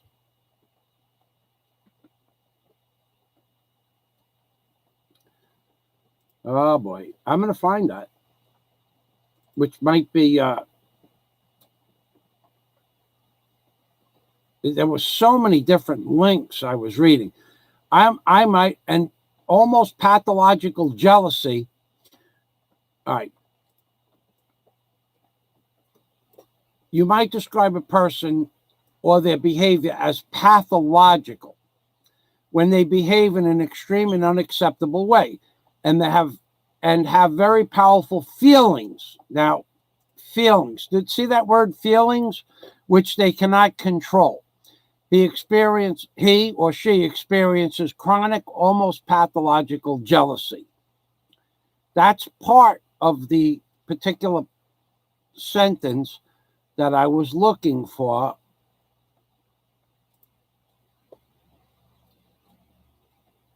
But not the. I guess I'm gonna have to surmise or summarize. See, now we're going back. Okay, here it is, right here. Okay. What are 9 traits of a narcissist? They have exaggerated sense of self-importance. This is a different website with but the traits are the same as the one I read before. They have a sense of entitlement and constant excessive admiration. So they have an exaggerated sense of self-importance. So that could go that they think they're the best at something and they're really not. They're not really that important. It could go to, we could sidestep that to say that because you were at a Pink Floyd concert, The Wall, and you watched the wall being torn down from the front row. And you could see the sweat dripping off the musicians. And in a video that they post for a Pink Floyd tour show, you're in the video. And in the video, you are, there's a side angle the wall is up on stage, and there's David Gilmour up on stage, or Roger Waters, and your face is clear as day looking at the camera. And you go around showing that video of Pink Floyd that you were at that concert, and that made you special, that you were at the Wall concert. Was it the first Wall concert? No. Was it the second? No, it was the Wall. So you and a million other people watched the Wall come tumbling down, and I've watched it 2 or 3 times. I don't remember how many times I went to see the Wall. Once at Roosevelt Stadium, once at, I think it was, no, I don't know if they played at Roosevelt.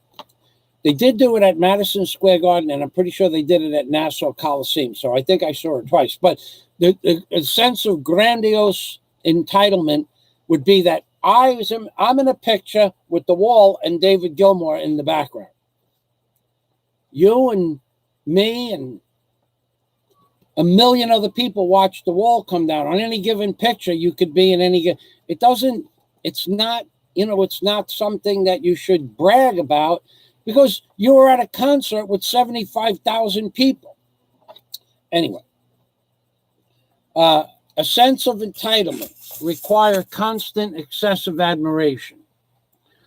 Expect to be recognized as superior even without achievements that warrant it. Exaggerating achievements or talents. Okay, so some people say, oh, you're not a jet mechanic. Scott confirmed that I'm a A&P jet mechanic. Everybody knows I own barges, cranes, and tugboats. It's not hard to look up Michael Fazio's real job. It's not hard to look at that. It's on social media. It's public knowledge. It's been documented as far back as 1988 and before. Land pile drivers, I owned since 1985. So it's all documented. But you might be a sociopath if you to say to somebody, Fazio never owned a barge or no, I did. Never owned a house in Florida. Well, I owned 1 house and 2 other properties. You can't reason why they do it. And the little shaman tells you why you can't reason these characteristical traits out. But I'm going to read this last one. This is important.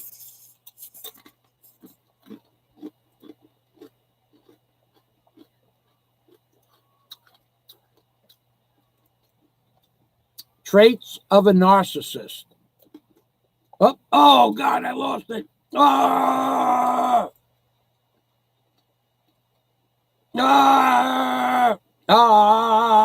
Oh, somebody get me my brother's cell phone. I lost it. Oh my God, somebody get me a cell phone. All right, let's see if we can find that again. 9 traits of a narcissist. Okay. Let's click that. Okay, here we are. Well, the one I was going to read,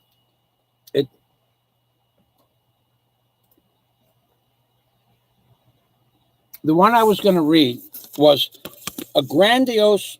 I remember what it said. It was basically a grandiose viewpoint of not only themselves, but they extend that to their spouse. Now, their spouse could be a man or a woman or any other thing that, that our people consider married nowadays.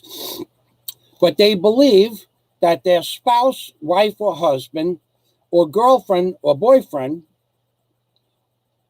and it doesn't limit it to girlfriend, boyfriend, husband, wife. They believe that whoever they are close with is the most beautiful and exotic, wonderful, kind-hearted, and a blessing to themselves. Whether or not that's true is subjective, but they believe it to be true. Now, going back to the Little Shaman series, she will explain why narcissists believe that there is no other person in the known universe that could equal their husband or wife or boyfriend or girlfriend. There isn't anybody else that could equal that person. They'll never meet another person like that again. That is a typical narcissistic and or borderline sociopathic viewpoint, that their wife, spouse, or girlfriend is the most best thing that ever happened to the world since sliced bread. That's how they think. Now, the little shaman in one of her videos tells you why.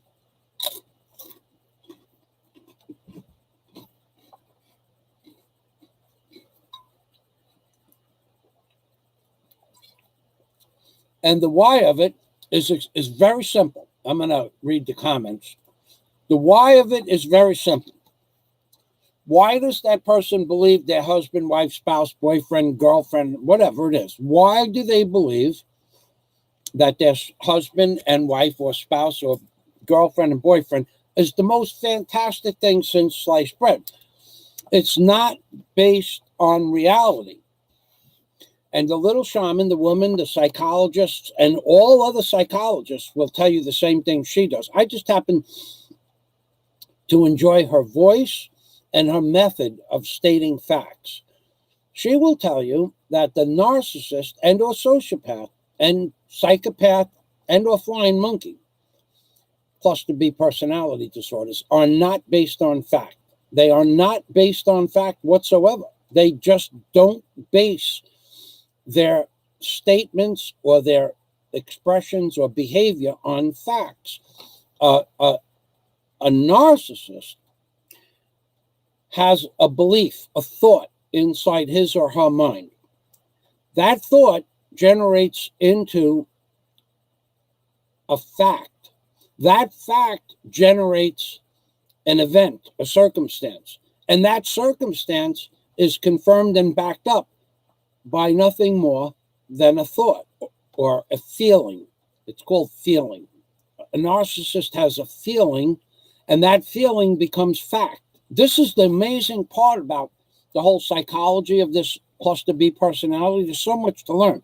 So someone could say something, most outlandish thing you ever heard in your entire life. Let's say, let's just say that a person said to another person, you should die. Let's just say that they get mad at somebody and say, you should die. And then let's say they say it 14 times. Let's just say they do say it, and they say it in anger 14 times. Well, it's more than the person losing their cognitive reasoning. It's the person's belief inside their mind that that other person should die. And they will, once the feeling, because of rejection, once the feeling is thought inside their mind, the way to cure the rejection is to wish harm on the other person. So if a person were to make a video and say to another person, you should die, you just need to die, and that's what you need to do, and there's no reason for you to exist in this world, well, that's that narcissist and or sociopath personality trait coming to the light of day and allowing him or herself to be taken over by a feeling. That's what you're going to see in the Little Shaman series. So they're not going to actually do any physical harm at that point, but they believe their feeling is true, and then they express themselves that that feeling is, in fact, reality. And then they have to confirm and reaffirm that reality 14 times in a video. Okay, so that's what narcissists and sociopaths or personality disorders in the cluster B family, that's what they do. Their feelings become facts. Their facts become their emotion, and their emotional outbursts become based on their feelings, but they have no sustenance to back up such a feeling. And when you get into the Little Shaman series like I have, you'll learn that this woman, she only confirms what all of the psychologists and psychotherapists say. She just does it in a way that I'm saying that for her, I find her videos more comforting. And they're also not so lengthy. She keeps them down under usually 12, 15 minutes. But other people have done dissertations on this same topic for hours, and they all agree on everything I have stated. There is nothing that I have stated that has not been drawn from the internet, and that's where I get my, of course, sources from. So I'm going to read the notes now. I would not lie to you about where I get sources from.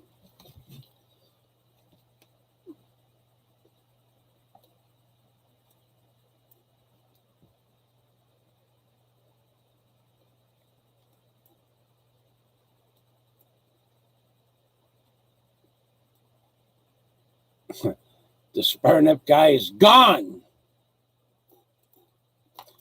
All right, Sci-Fi Dan is a narcissist. He attacks flat earthers every day. He mocks them with his huge fan base. And he's not going to convince me that the earth is round. Okay, so no, man, no, I didn't see that. Okay, so you guys, I'm down to the bottom of the comments, and okay, so thanks everybody for stopping by, and I'll give you an update. Hold on, I don't know if the puppies are at the door. I got 3 puppies. I allowed the mother to have puppies underneath one of my units. And the day before yesterday, they started walking. Puppers. No, okay. It's raining pretty hard out there. No, they're not. They're only about, I'm not sure how old they are. 5 weeks, I think. 4 or 5 weeks. Anyway, they're cute little puppies, but I don't know. Once the mother gave birth, I couldn't get to where it was, and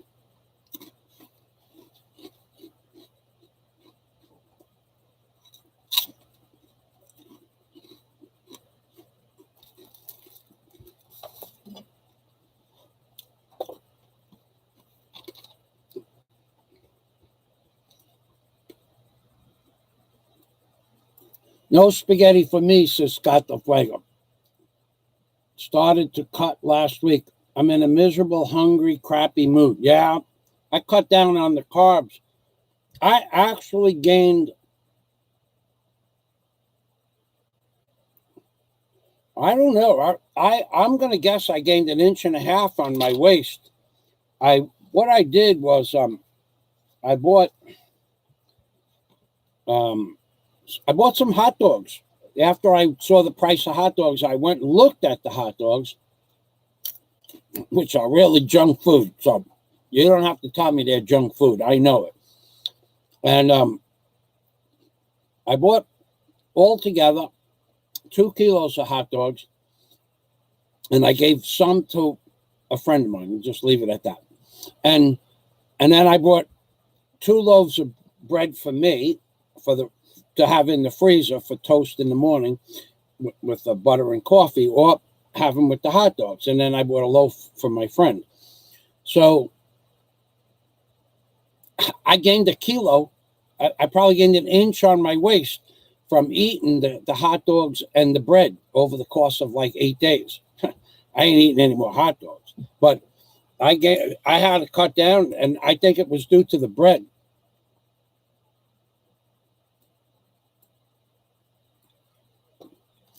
Okay, so like I said in the beginning of the video, unless you're a Patreon member or a long-term friend of mine, I don't answer people's questions. I'm not going to go there. If you don't know what's been going on for the last 6 months, then you're not my friend. I'll tell you that. Well, I don't know why you're here, but you're welcome to stay here as long as you keep it civil. But any of my friends, in fact, you know what I'm going to do? I'm going to go check out who you are right now. Let's say you want to interrupt me with a topic that has nothing at all to do with, I'm going to even go so far as to say you don't have any subscribers or content. And if that's the case, you just made your last comment on my channel. Oh, 219. Oh, I know who you are. Okay. Yeah, I know who you are. Yeah. All right. So all right. You're my friend, and you don't know who you're. I think I'm just gonna disavow your comment. You should know exactly what's going on by now. Man, it's unbelievable. So you did break up my live stream. Thanks. How about I come on your live stream and I talk off topic about something that may or may not be important to you? Unbelievable.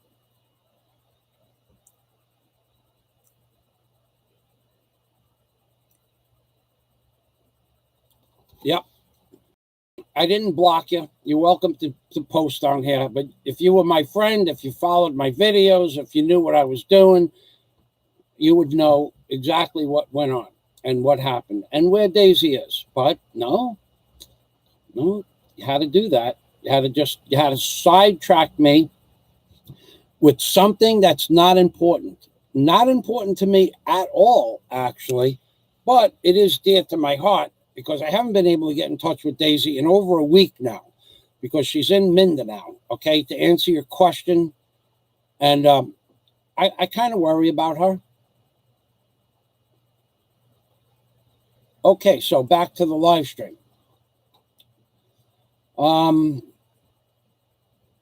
Let's go back to cluster B personality disorders. I really would like to find ICD-10, red flags for cluster B personality disorders. 30 warning signs of a toxic person. The list of 30 major red flags will help you avoid mind-numbing moments, but anyone who has dated someone with an untreated cluster B personality. All right, so this is about dating.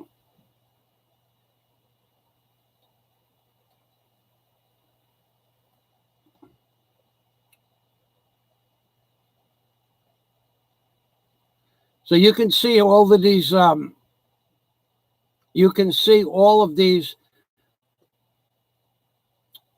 these topics are all, most of these are, not documentaries, essays on what these are. We'll just click on this Pinterest because I know it's not a dirty link. All right. And I don't know that I've read this before. I'll know once I get there. I've read a lot of this stuff. You could be dating a psychopath. No, okay, they want you to sign in. I'm not signing into this. Okay. And then it gives you red flags. They focus on your mistakes and ignore their own. They are suddenly and completely bored with you. They accuse you of emotions they intentionally provoke. Now, that's a big red flag. So someone will call you a name. They will call you the most egregious name possible. They will not allow you any credit as a human being whatsoever. For them, you are the most worthless thing in the universe. And then you'll say, what do you say that about me for? And then they will go off on a tantrum trying to prove that their feeling that they were feeling towards you is real. And they'll spend weeks, months, years proving that what they said via their feeling was true. They have a crippling thirst for attention. They're obsessed with humiliating, successful, kind, and cheerful people. Okay, all right, here we go. Everybody knows somebody like this. They're obsessed with humiliating, successful, kind, and cheerful people. So being that Steve brought up Daisy, a person that humiliated Daisy May obsessively for months on end, that's a red flag. Daisy May did nothing whatsoever to any person in the known universe, not even myself, to cause. Okay, I don't know who's on YouTube right now. I don't know how many of my friends are watching. I want my friends, my people that I contact through Patreon or Skype or on the phone, I want them to come forward. I want them to come forward and tell everybody. I want them to come forward. I want them to tell everybody what negative things I have said about Daisy May. Nothing, because she's a sweetheart. And I would be the person that should be upset, and I'm not upset at all about that, about Daisy May not being here anymore. But another person did for months on end provoke and insinuate and defame and malign and criticize Miss Daisy May, and she never did anything to that other person. Never, not one thing. She never made mention of that person's name or channel. She never made mention of that entity at all, ever. Not in verbal or figuratively speaking, ever. And she was ridiculed and maligned and defamed continuously, and then she was stalked. Okay, so now that is a red flag when someone obsessed with humiliating a successful, kind, and cheerful person. I only use Daisy May because Daisy May is a really good example of a red flag for what is a sociopath and or narcissist and or cluster B personality. Daisy May is the perfect example of an innocent, kind person being abused on social media without any reason for her to have been abused. That probably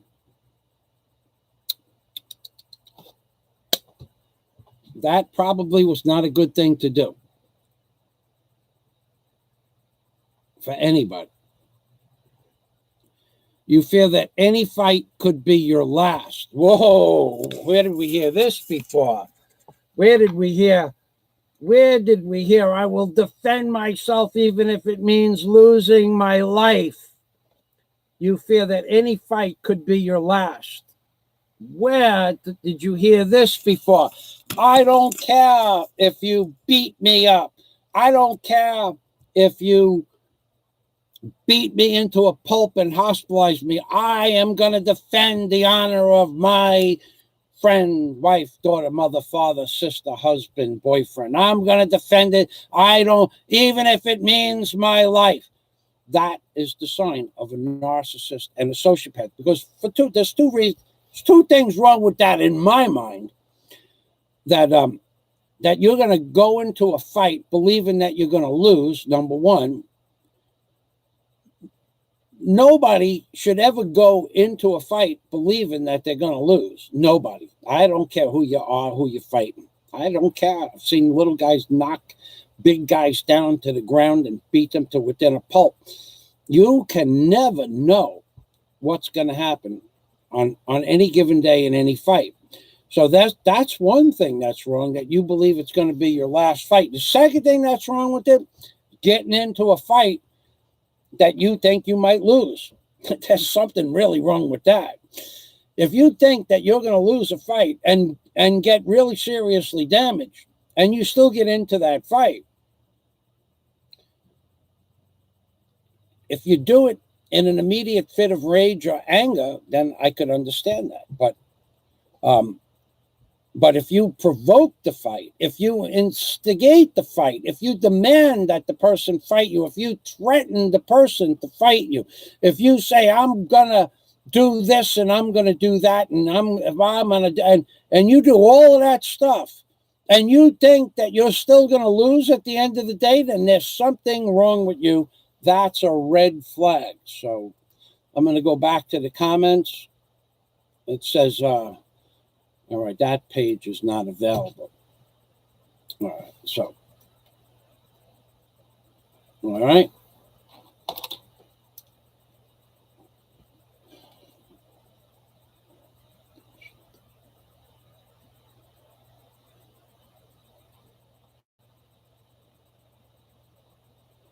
I'm reading the comments.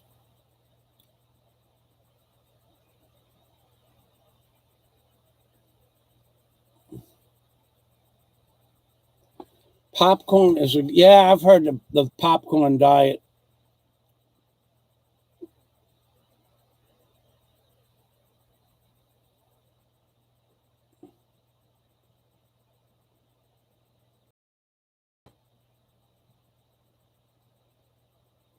Yeah, that Nikon 900 telescope, I heard that is a really nice machine, and I could, we could use that in the Philippines to look at hotels on other white sand beaches, except you can no longer see more than a few kilometers. They have sprayed so hard here in the Philippines.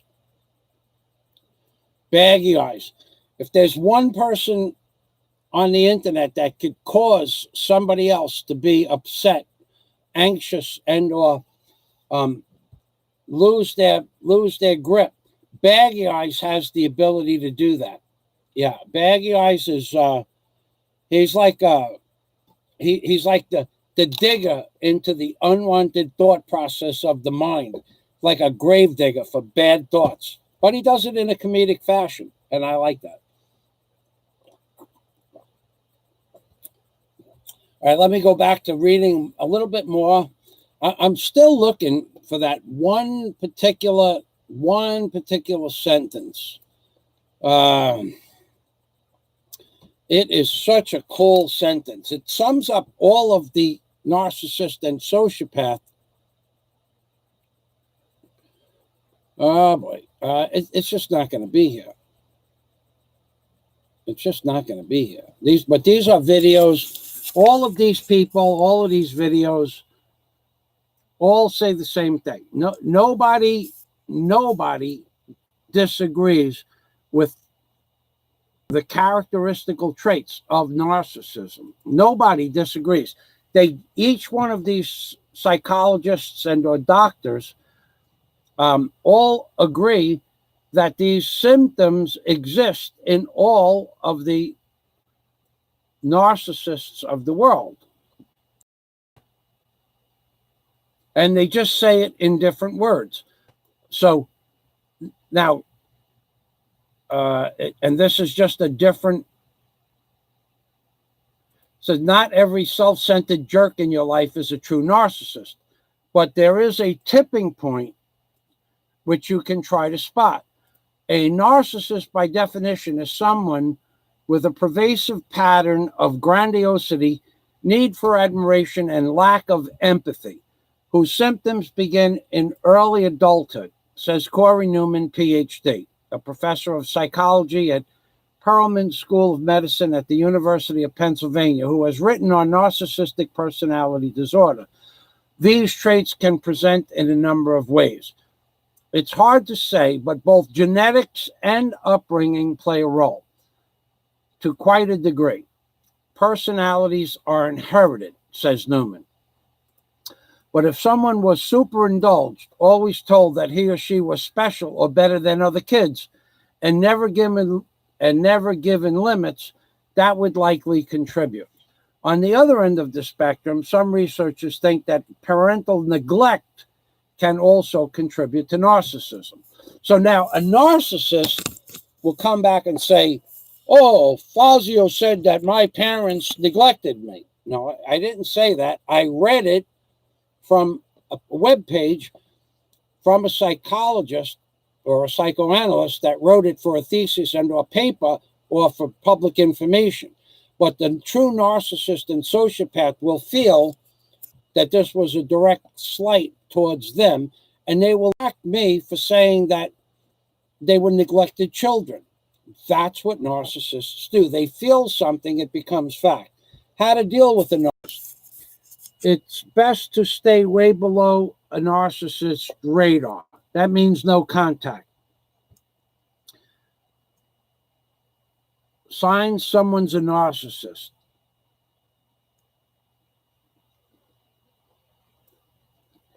Okay, now this Scott brought this manual up, the American Psychiatric Association Manual DSM-5 will display 5 or more of the following characteristics. So let's click this here.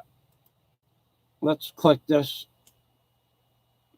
and see where that brings us. Because I started reading one of these books similar, but not this book. The APA, American Psychiatric Association, has updated its privacy policy, and I accept. Okay, so the DSM-5, frequently asked questions. And then this, I'm going to post this link. I don't want to, it has been, I think Scott's posted, I think this was the book he posted, and I read a book similar to this, approved by the Psychiatric Institution of America. And I have a reason to do this. I actually need to understand the psychology of a narcissist and or sociopath and or psychopath and or flying monkey. I need to do that. And that's what I'm doing. So, all right, so I'm going to go back here and post the link for that 3 times. Scott, I'll get to your in a minute. That's the link.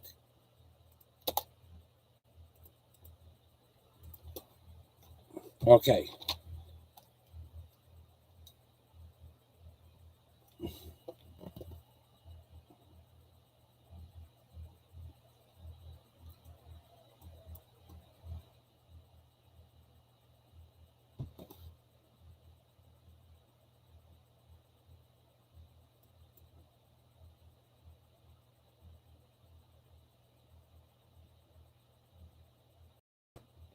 Baggy Eyes is really smart, and he could be a gravedigger into the emotional aspects of reality, but I've seen him say some pretty actual, true statements in a comedic fashion. You just gotta laugh, man. Baggy Eyes.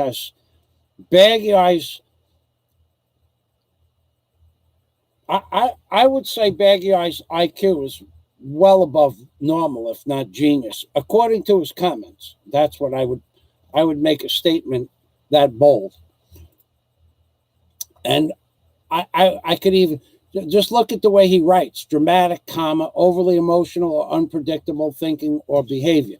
Now, he could have copied that, but he was smart enough to go copy it if he didn't write it himself. Scott Del Fuego, people throughout history. Okay. Scott Del Fuego says, people throughout history have been upset and angry when confronted with great thinkers. Oh, yeah. Nothing sets off a narcissist or a sociopath. I have a video I liked yesterday. It was on this topic. People throughout history have been upset and angry when confronted with great thinkers. They tend to become uncomfortable and focus upon their own shortcomings when they see what men like Michael do. Thank you, Scott. So a lot of people, and I'm not just saying a few people, I'm saying a lot of people on YouTube have either challenged me or semi-challenged me or made fun of me in a way. Like, I'm not going to mention the guy's name. I talked about him in the beginning of this video. The man is a fool. The man's a fool for saying that he was thrown off my channel because he said hello to me. He's a fool to believe that's true. He's a liar, a bold-faced liar, and something else is probably wrong with him if he would make such a statement. And the only thing that empowered him to make a statement like that is because the comment that he made was removed. So there's really no proof of the comment that he made, but I specifically told a man, do not mention a channel or a person's name or anything of a legal nature. Do not mention it. It's in the video. I didn't say the word legal. But do not mention any channel or any other person's name. I'm not going to read the comments. And 30 or 40 seconds later, he posted my name, another person's name, and what's been going on over the last year. So I said, didn't I just tell you not to do that? So I can prove the man is a bold-faced liar by just giving you the timestamp where I said that. And then I blocked him. And he's never coming back on my channel without a full frontal face apology stating that he lied about Michael Fazio throwing him off Michael Fazio's channel, when in fact he lied about what he lied about and what he did and why he got booted. So that is the sign, that's a sign of a narcissist or a sociopath. I got to tell you, it falls right in line. For you to make a statement that's recorded, and after I told you don't do it, and you did it anyway, and then you denied that you did it because you removed the comment or someone removed the comment, and then to go on social media and say that I lied, that you only said hello and I blocked you, you're a liar, a bold-faced liar. That the fact that there is social media proof, the fact that I could probably retrieve that comment if I really wanted to spend a lot of time and money doing it. I could retrieve the comments from my video proving that you did what I told you not to do just 30 or 40 seconds after I told you don't do it. And then you went on social media and said that I booted you because you said hello. Something is wrong with that man inside his mind. So the only thing that I will allow as an apology is a full-on video, 2 or 3 minutes, apologizing to me. But he's not going to do it. Of course, I don't expect him to do it. But I'm just letting you know the kind of psychopaths and narcissists that are on YouTube. They don't want to admit that they screwed up. They just will refuse to admit they made a mistake. And there were other things that I wanted from this person to prove certain said things that this person said they did, and they didn't provide me with proof. I have no love or dislike for this person other than the fact I'm going to make a bold-faced statement that he's a liar, probably a narcissist, and maybe a sociopath. Okay? Because of what he did and then said and then repeatedly said that I threw him off my channel because he said hello. That's a lie. I can prove it. I'm not going to take the time to prove it, but that's what sociopaths and or narcissists do. Why? I don't know. Especially if you have it on videotape. It's an example of when something has been recorded.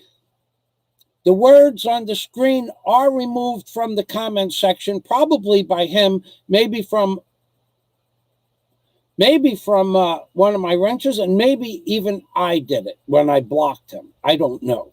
But when it's on social media, the words are stated. You need to do this, this, and this in order to prove that this, this, and this happened. And then it's on social media that you didn't do that. And then you posted something exactly opposite to what I told you don't post. And then you go to a different social media account and say, Michael Fazio booted me because I said hello. That's an outright lie. I booted you for the reasons stated.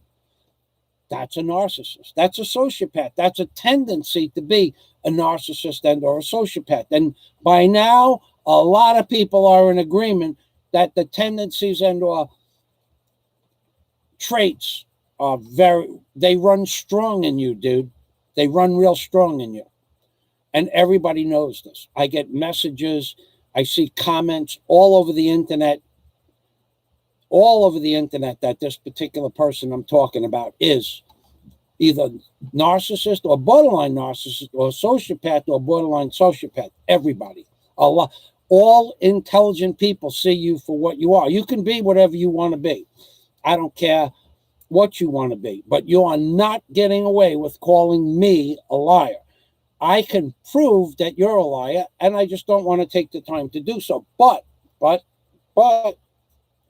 if you have a large sum of money that you are willing to risk, that I will prove it, I'll wager you that large sum of money. but you know darn well what you did. Therefore, you won't even acknowledge this statement. And if you do, you do. And if you don't, you don't. But you can't prove me wrong. And what you got thrown off my channel for is because you did exactly what I told you not to do. And I even said it in the video. I'm being permy. Okay, so let's go to the comments. People throughout history have been upset and angry when confronted with great thinkers. They tend to become uncomfortable and focus on their own shortcomings when seeing what men like Michael do. So Scott Del Fuego is one of the few people that actually get to see what I do around here, besides talking. And as you heard before, we had a freaking tremendous downpour today. It was unbelievable. Not, it's believable, but you know, we had one. And but there are a few close friends. I think yeah, there's like 6 people. I can't send it out to everybody I want to send it out to in the same email grouping, but so I send it out separately, and I ran out of time this morning. But Scott was one of the people. He understands that I don't just sit around here all day and do nothing. Plus, there are hundreds of hours that I don't live stream privately. Okay, Mr. Willis, Dennis Adams. I saw our post on using volcanic ash as cement or concrete. Did not know that. Great way to make building materials out of something. Or Skid Mark. Here he is. How are you, baggy eyes? Any new wrinkles come up in your life? How are you?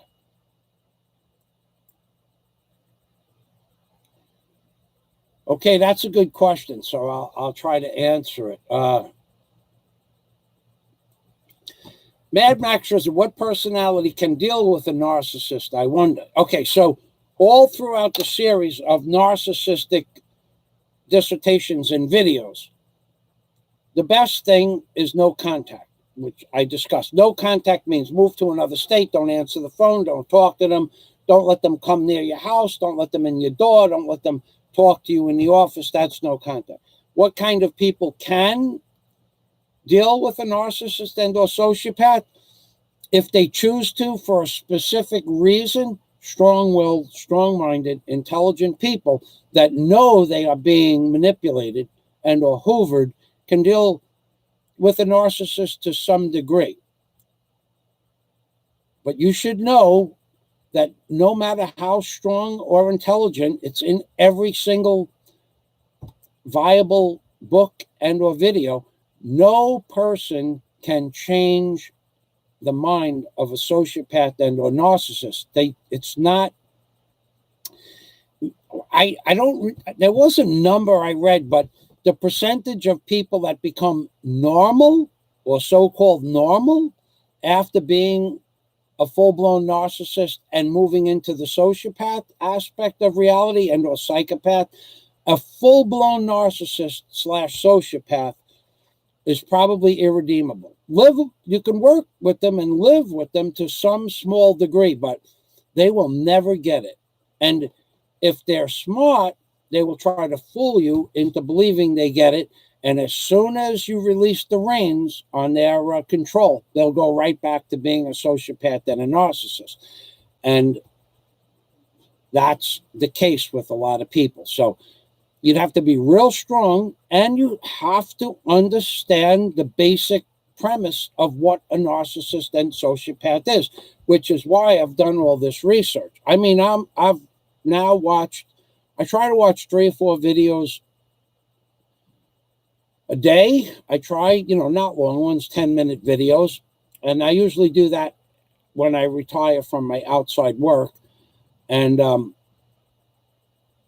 I try to watch, I won't watch them in a row because it's too much information. And a lot of times I won't even watch the whole video. But from watching, I'm thinking close to 100 videos and reading for about 30 hours of dissertations and documentations by psychologists and doctors. You have to be strong-willed to deal with them, and you have to want to do that. There has to be a reason. Psychologists do it for the money. Other people do it for other venues. Could be personal, could be political, could be anything. Could be social. They want to do a social experiment. But you need to be smart, strong, and have what is called tenacity. If you don't have that, you're going to lose, because they will hoover you back into believing they are a normal person. And that is about as far from the truth as truth can be thrown. Skidmark is saying hello to Baggy Eyes. Baggy Eyes is saying hello to Skidmark. Hello, Skidmark. Hello, Baggy Eyes. There's some love there between those two. LaRue Seagrass still here, host, for background doing something. Thank you, LaRue. See, that's what I do a lot of times. I'll be cooking and I play other people's live streams or videos at 1.5 speed. And I got to tell you, watching my videos at 1.5 speed will bring a whole different perspective to your reality. And the one thing about my live streams at 1.5 speed or even 1.75 speed is my speech is still discernible. Big Kevin's live streams, because Big Kevin speaks in a slow voice, you can move his live streams up to 2 times speed and understand his voice, but no one else's voice, unless you're attuned to that. So LaRue is listening in the background. So typically I move it up to 1.5, 1.75, and I can listen to a video with my back turned to it and understand.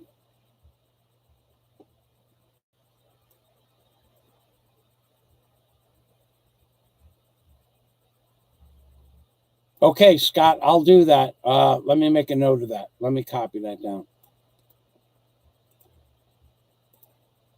Okay, I'll put this in my show notes. I have show notes. That's another thing. Strangest thing was said to me a few weeks ago. Really bizarre thing. I mean, you guys tell me if you think this is bizarre. Someone, I won't say who, made an outright egregious statement that because I make show notes, like use the narcissist's website, Scott Del Fuego, I would appreciate when you get me a chance, because I make notes in books, that there was something psychologically wrong with me. Now, I have before me the book for this machine I'm doing work on, the book for BQ Mall, the book for Cebu, the book for, I will tell you what that book's for. Okay, Build-A-Wear book. I'm glad I read that before. And then I have daily notes on pads. I have to get parts for a steel concrete saw. I need distilled water. This is an old list. So if I don't remember, I might go to the city, and if I go shopping, don't people make notes when they go shopping? This was the stupidest thing I've ever heard. People that make notes, there's something wrong with people that make notes. What if I'm taking notes to give those notes to somebody that told me to make notes? Is that your business? Might be. Maybe it's none of your business. But to say that I am nuts, insane, there was other words that were used. Something wrong with me that I make notes? I can't possibly remember all the crap I have to do during the course of a day. No one can. So intelligent people make notes. So I just made a note to check on BLK brand alkaline water for Scott Del Fuego. Now I'll save the file and I'll go back. But all brilliant people. Einstein made notes. Leonardo da Vinci's got books and books of notes. One of the world's greatest inventors. Oppenheimer made notes on his experiment. Jung and Freud made notes. And President Trump make notes, and Obama got notes handed to him because he was too stupid to make notes? I mean, you know, everybody has notes. Everybody has a script. That every successful person has a script to follow. It's not uncommon for successful people to make notes. Intelligent people, one of the commonalities between successful people in this world are people that are more observant and make notes. Another $10,000 wager. It wouldn't matter. He won't take it. Doesn't matter how much money. He'll go, he'll just waste my time to say, prove it. He won't, but he won't wager me a penny. He knows what he did. Man, bear, pig. Scott Del Fuego says, the cluster B personalities are oftentimes, possibly always, comorbid with each other to some extent. One may show greater exhibition of one or another, but typically have some level of each personality disorder, PD, personality disorder. That's right. So they go hand in hand. But what I've learned, what I've read, is that a narcissist isn't necessarily a sociopath, but has sociopath tendencies. When a narcissist becomes a sociopath, the following occurs. When a narcissist may have empathy, I've explained this before, an empathy and some sort of remorse of something they said or did. That's a narcissist. A sociopath has none. So, once the narcissist removes all empathy from their thinking process, they become a sociopath. But before they become a full-blown sociopath, they might do things that are sociopathic. You got to watch some of these videos, or take my word for it. I'm telling you the truth. No, only after it's recorded.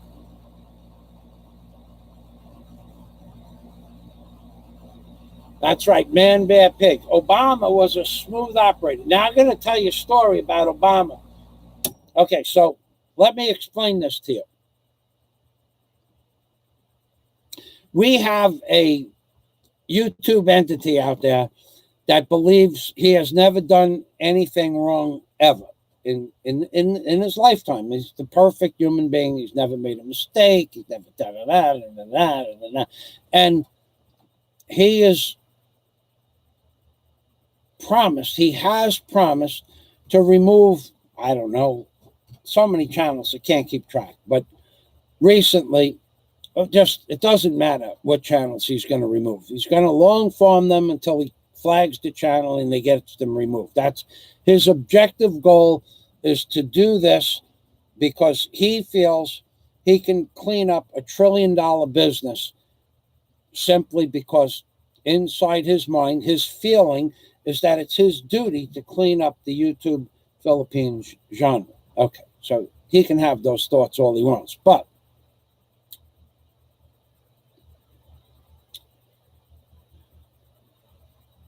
YouTube sent me a notice about a week ago. I won't give you the name of the video, but YouTube sent me a notice about 2 weeks ago that the video in question is age restricted. And it was about Obama, but it wasn't removed.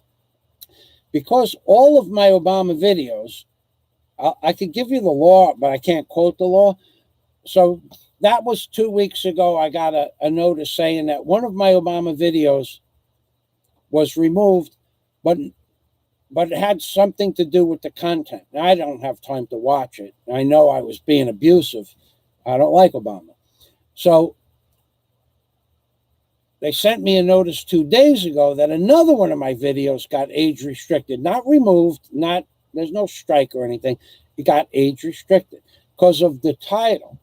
What I said in the title, I'm going, oh my God, that was pretty outlandish. Even for me, that was outlandish. However, I'm going to explain the way political comedy works, or political commentary works, or political dissertations, or political anything. Okay. once a person becomes a public figure, they're open for criticism. However, once a person becomes a politician, the definition of political animal is by definition a politician, and it becomes free reign to say just about anything you want.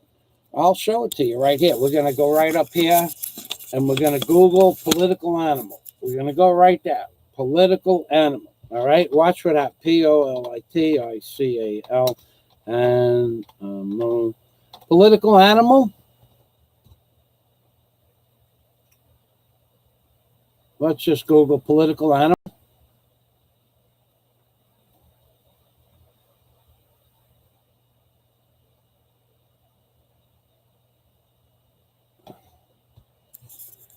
What does it mean to be a political animal?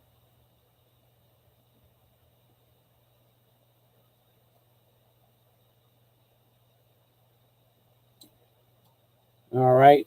That's Aristotle's meaning. So let's add to the word politicians.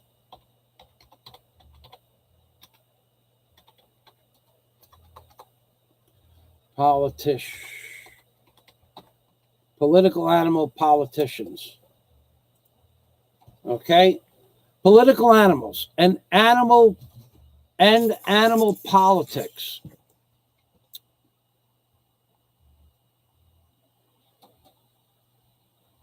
Okay, so politicians are by definition political animals.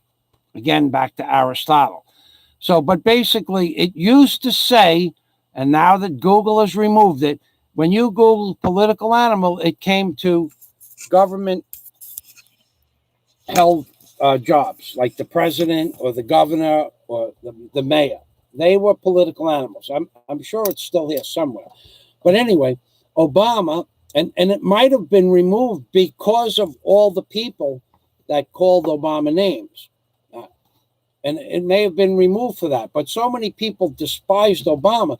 Google just changes stuff at their whim. So I made some pretty crazy statements about Obama, but they were all true. Every one of them came to fruition.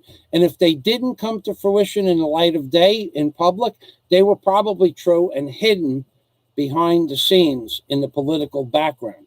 And or he didn't get to do those things before he left office. But in the title of the second video, I'm going, oh my God, that's pretty raw. Even for me, that was raw. But totally legal. And those videos are only available some of them I make available at the $10 Patreon account level, and most I only make at the $20 Patreon account level, because YouTube will allow me to post that video or bring it back onto YouTube and make it public any day of the week. They don't care about that. But it hurts your spiders and your crawlers in your website. So to have age-restricted videos. Flying Circus could tell you that. And he only gets 100 views, but he makes some great videos.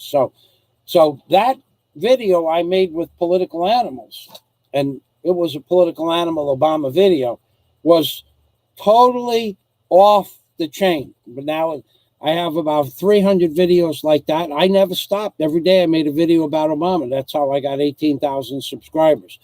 Every day I made a video about him. He was, in my opinion, destroying the world. Yeah. Now, Dennis, bring up a good point. Good point. So Man Bear Pig says he was a smooth BSer. He was. Scott says, I'm doing liver and gallbladder support cleanse, homeopathic cleansing drops, amino acids, and vitamins, approximately 500 calories a day of solely lean protein and low glycemic vegetables. Wow. 500 calories a day. For a man your size, wow, that's a low carb. I did once when I was in my 30s, I did 125 calories a day. It was a box of it was a portioned amount of oat flakes, and I think it was 6 grapes. six grapes and a box of oat flakes. That's good, Scott.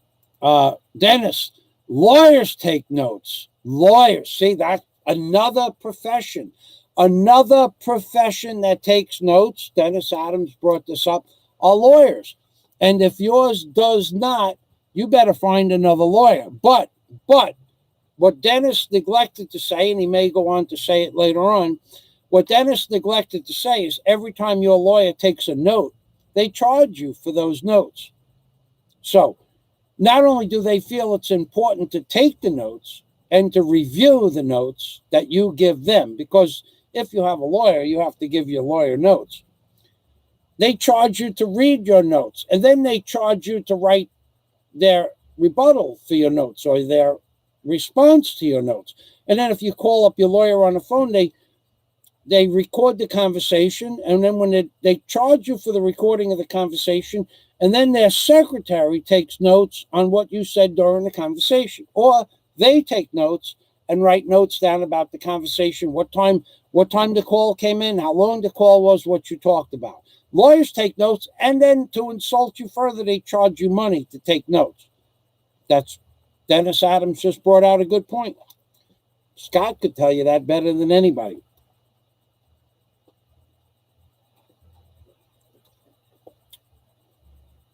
Okay, Mike, don't use Google. Duck, go. Instead. All right, I'll copy that down. I'll put that in my notes.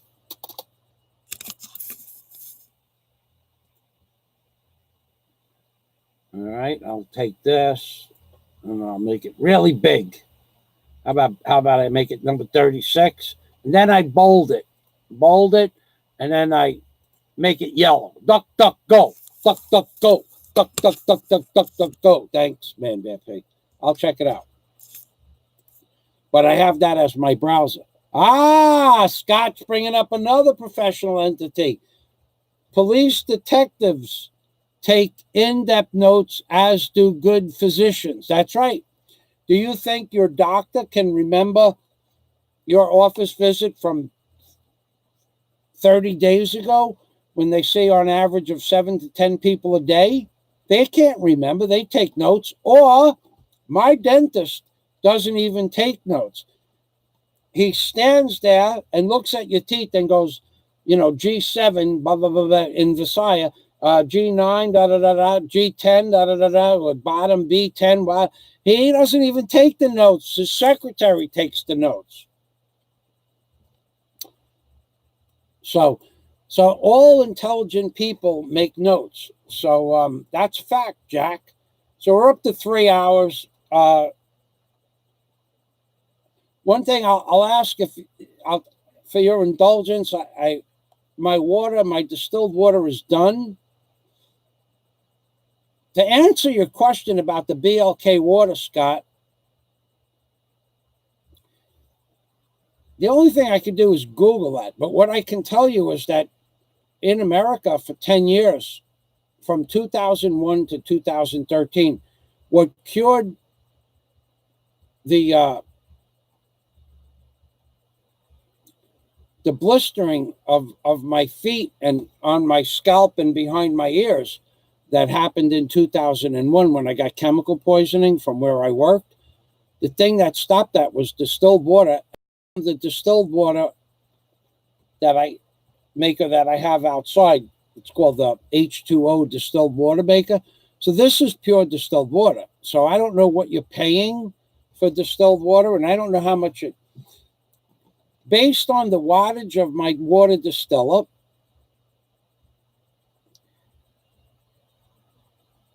it should be half the amount of money that I pay for distilled water. Because not only do I have to buy 2.5 gallon jugs of distilled water, but I buy 10 or 12 at a time. And then to bring them home, I have to pay an additional 250 pesos for the tricycle. So the jugs for 10 liters, let's just round it, they're 100 pesos. So that's 1,000 pesos for 10 jugs. But I have to spend 250 pesos to get them home. So they're really 125 pesos per 10 liters. But I can make 10 liters theoretically. I'm going to find out when I get this month's electric bill. Theoretically, I could make 10 liters for half of what it cost me to get those jugs home. Plus, I don't have to carry them through the store and then hump them into the house and store them. I just make a gallon at a time. So right now I have a gallon that should be done. It is done. It's definitely done. I started it at 3 o'clock this morning. So it's done. But I'm going to go get that. And I'll let you watch. You know what I could do? I could do this. I could do this. I could do this. I could do this. If I can find the video, I'll let you watch the video.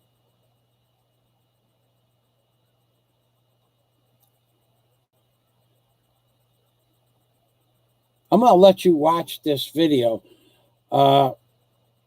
This is not the video I wanted, but I'm just going to let you watch these videos. This is a gift I gave to my, I'm not going to tell you, but anyway, let's play this video. Let's see if let's get it in full view. I'm going to play it on YouTube. I'm going to show you the title. I'm just going to show you the video with the sound off. And I am in fact abusing several people verbally. And now here is where I show you the high quality shirts that I have, my Zolacraft shirts. That one, I don't know what the heck happened to that one. Probably splashed some caustic chemical on it when I wasn't paying attention. Or, oh, you know what that's probably from? That's probably from welding. Okay. And I don't throw out until they become absolutely useless rags. And then I use them for rags. And then when I'm done using them for rags, then I take rags and I put them in a pile. I clean everything. And then I use them to tape over pipes or over a grab, over a piece of rope that I'm going to hold on to. And the rags become a kind of K-pock for that. And I bind it with tape. So that's Michael Fazio. I think I was removing some pretty good sized trees there. That tree is a 13, 14-inch trunk, but that's not a big tree. But that job had big trees on it. I'll be back in less than a minute.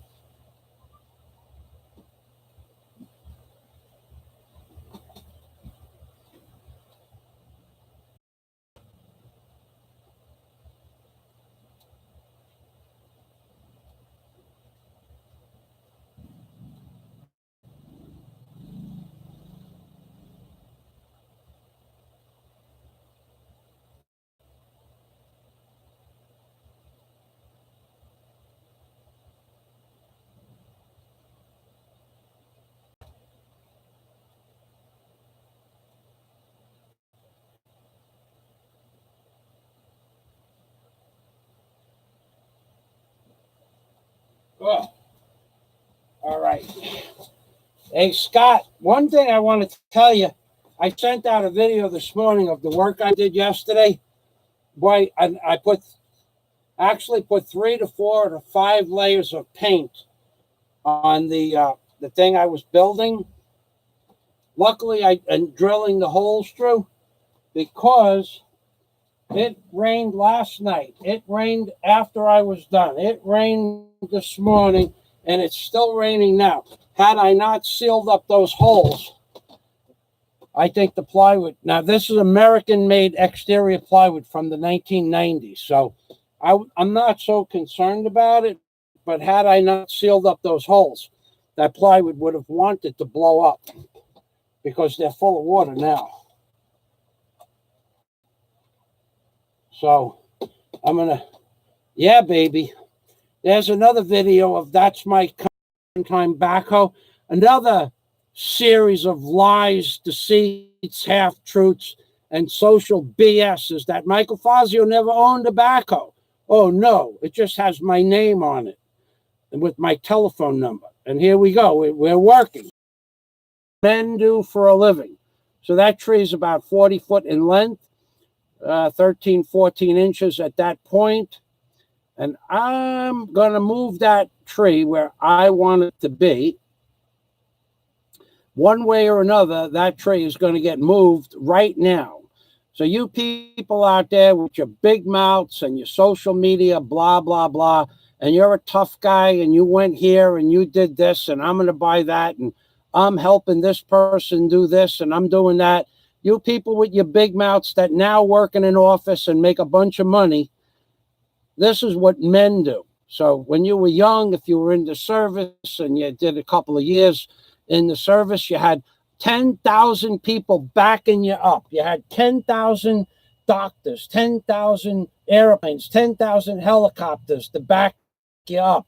You and your big mouths out there with your 10,000 backups, and this guy over here, me, being in the middle of bum F nowhere with a chainsaw that would easily cut your leg off in less than 2 seconds, just run right through your thing. That's a Steel 290. Out there by myself with no backup, no doctors, no medical attention, no assistance, none of that. Out there risking my life and limb. And you guys got big mouths on the internet, big mouth tough guy. I was in the service. Yeah, in the service with another million people to back you up, okay? That doesn't impress me at all, you guys that were in the service. Scott impresses me. Several other people impresses me, what they do and what they still do. That's impressive. But you guys that were in this, and they do it by themselves a lot of times. What you guys that were in the service with your big mouth, I was in you were in the service when you were 21 or 23 years old, and you did this and you did that because somebody trained you how to do it. How about when you're 50 years old, humping trees around and making a lot of money doing it, by the way, but going out there on your own, holding your boys in your hand. That chainsaw would cut you in half in 1.1 second. That thing would cut you right in half. It just went through 15 inches of hardwood in just a few seconds, and I wasn't pushing the issue. That's a Steel 290 chainsaw. That bad boy goes through a 4x4 before you just drop the weight of it down. But you guys with the big mouth, the big tough guy, you guys with the big mouth, the big tough guy on you. I was in the military. I did this and I did that. Yeah. And you had 1,000 people backing you up in case you made a mistake. I am out there every day risking my life and limb because I want to, not because I have to. I could have chosen a much easier path. But you guys with the big mouth, I did that, but you didn't do anything as far as I'm concerned. You didn't do a damn thing. You did it under the guidance and the supervision of 10,000 people who did it before you. You didn't do anything on your own. You may make money on your own now, but you didn't do anything in real life as far as I'm concerned. And by me asking you for specific videos showing work and you not being able to back up your big mouth, I would say that you're a blowhard. At minimum, a liar for certain, and definitely a bold-faced liar because you haven't proven what everybody on the internet has asked you. And I know you're going to watch this video, and I don't care. I could care less. But when you puff out your jaw, I did this and I done, I'm buying property here and I'm doing, and I could have bought, it's all stuff that somebody else helped you with, or you did, or 10,000 people helped you with in the military. What did you do on your own? Show me what you did. Show me that you went out and owned a tree service and climbed trees. Show me you walked steel. Show me your backhoe. Show me your track hoe. Show me your bobcat. Show me your dump truck. Nothing. Just mouth. Big mouth on YouTube. There you go. Have a nice day. I'll go back to my comments now. This guy is really good. Feeling contempt towards the narcissist. This guy is excellent. Okay. Now, this guy this man, and I don't watch all the videos, but I can give you some background information on this man, Dr. Les Carter. Okay, so I do believe that in a video a few nights ago, this gentleman, Dr. Les Carter, I do believe that he became a doctor because he was borderline narcissist, and he realized it at an early point in life. And because he was diagnosed with borderline personality, narcissist, and or sociopathic behavioral patterns, he was forced at an early stage of his life to review his deeds. And because of reviewing it and researching it, and because of his intelligence, he actually became a doctor. And his specialty is, of course, narcissism, sociopaths, and psychopaths. So let's get his channel up there too. Surviving Narcissism. Okay, that's his channel. Let's get the. I'll get you the link. So this is the one doctor on the whole of the internet that I do believe he was the man that said he was a narcissist. Okay, so let me surviving narcissism, and then we have to go over here. I'm just going to give you the channel link. So, but it was on my way to go to sleep. Actually, I listened to it, and I think this was him, but I'm pretty sure it was. So I don't quote me on that, but you should understand that this is a rare occurrence in narcissistic behavior for a person to become a doctor. But it is Hearst syndrome, or no, I think I made a mistake there. The captive, when you become captive and you, I think I'm wrong about that. When your kidnapper becomes friendly with their kidnappers, I think I'm wrong about the whole concept. Anyway, I'm pretty sure that was him. It's in one of 100 videos I watched, but he said he was a narcissist, borderline sociopath, and when he started realizing that this is what was wrong with him, he went to school and became a teacher, or an educator in this field. Now, if I had more time, I would do the same thing. Actually, I would do the same thing. I would love to be able to do this professionally. It's such a cool, plus I built 3 psychiatric offices when I was building commercial things. And the stuff I saw in psychiatric offices was just funny. In the office that I built soundproof walls, but in the office were toys for adults. They were like an adult, a dump truck that was like a Tonka toy on wheels, Tonka toys and little Matchbox cars on a table. And it's like, it was a trip, man. And inside the guy's office was even more trip. He had dolls and G.I. Joes and stuff like that.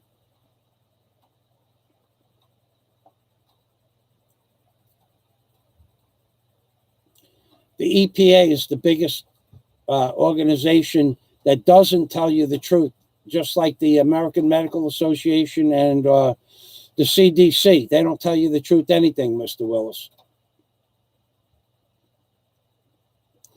Yeah, the inflammation on my feet, Scott, that was all from drinking just tap water. Dennis, staying away from sugar is a good idea.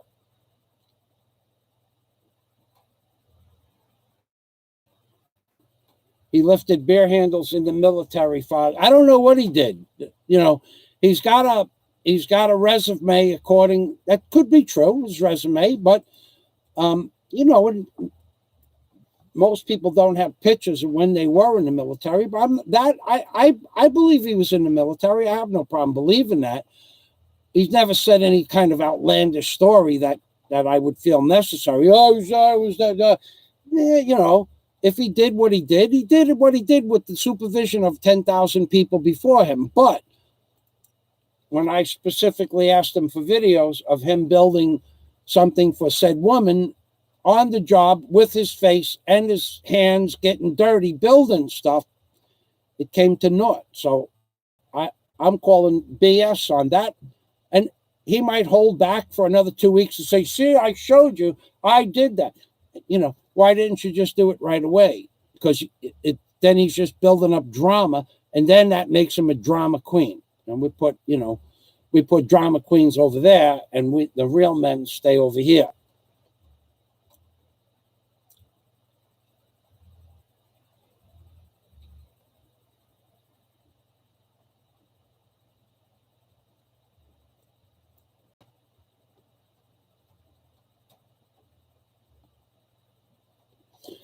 All righty. So what I'm going to do is I'll give you. There is no update on Warren H. I'm going to end my live stream. 2 people I've tried to get in touch with. Well, Warren. We'll talk about Daisy first. Of course, everyone knows I'm still in touch with Daisy, but the phone doesn't work. Okay. Now, today, all morning from 3 o'clock in the morning till now, every time I played a video, it froze up. I tried to live stream a private video twice, and it froze up the computer and then said no internet service. I got a question that maybe some of you people can help me with. It's about computers. So anybody that knows about computers, I want you to read this message I got on the 14th of January. So I'm going to go there now. And then we're going to tell you about Warren. Daisy, I can't get in touch with because my phone isn't working. Now today is day 7 since I reported it, but day 10 or 12 since it happened. So what we're going to do is we're going to go to my show notes. All right, I'm not going to post that yet. Okay. It says, let me see. Okay. It says your Windows 7 is out of support. As of January 14th, 2020, support for Windows has come to an end. Windows 7. Your PC is more vulnerable to viruses and malware due to no security updates, no software updates, and no tech support. This is what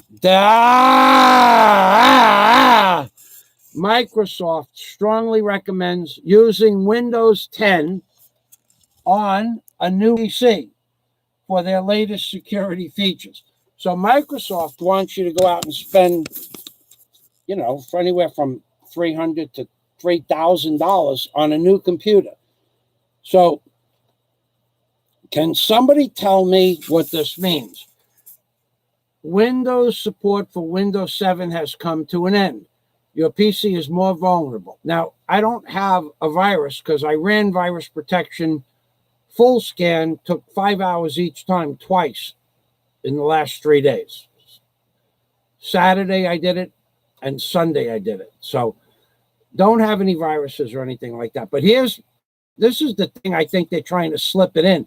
Microsoft strongly recommends that using Windows 10 on a new PC for their latest security details. So from my understanding is Microsoft is pretty much raping every person in the world for $100 a year for their program. So of course they're going to recommend their program. So can somebody tell me what I need to do so that, right now I still got updates 2 days ago, 3 days ago, 5 days ago.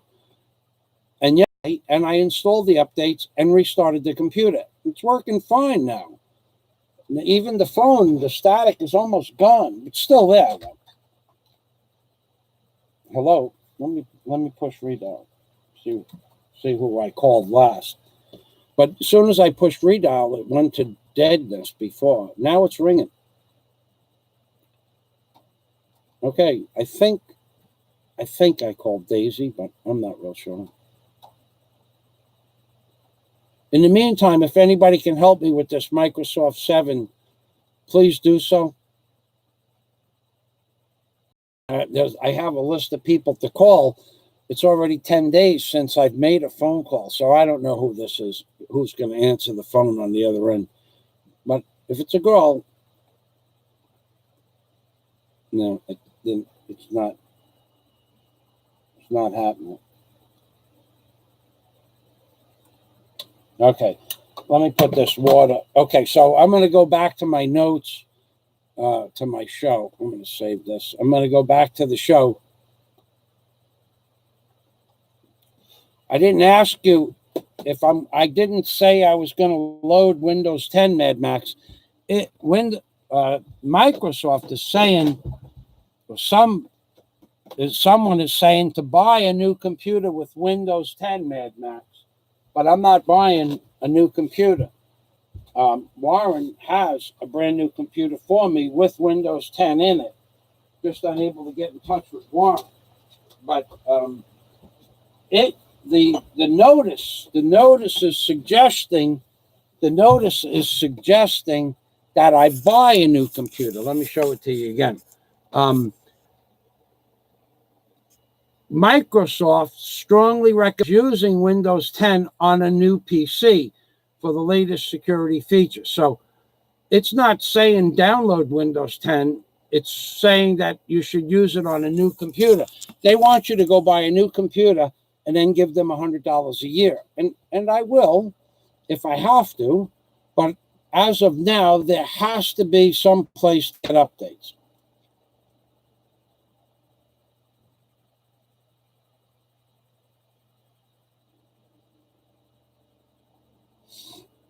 Right. That's what it means. That's what I got off of it.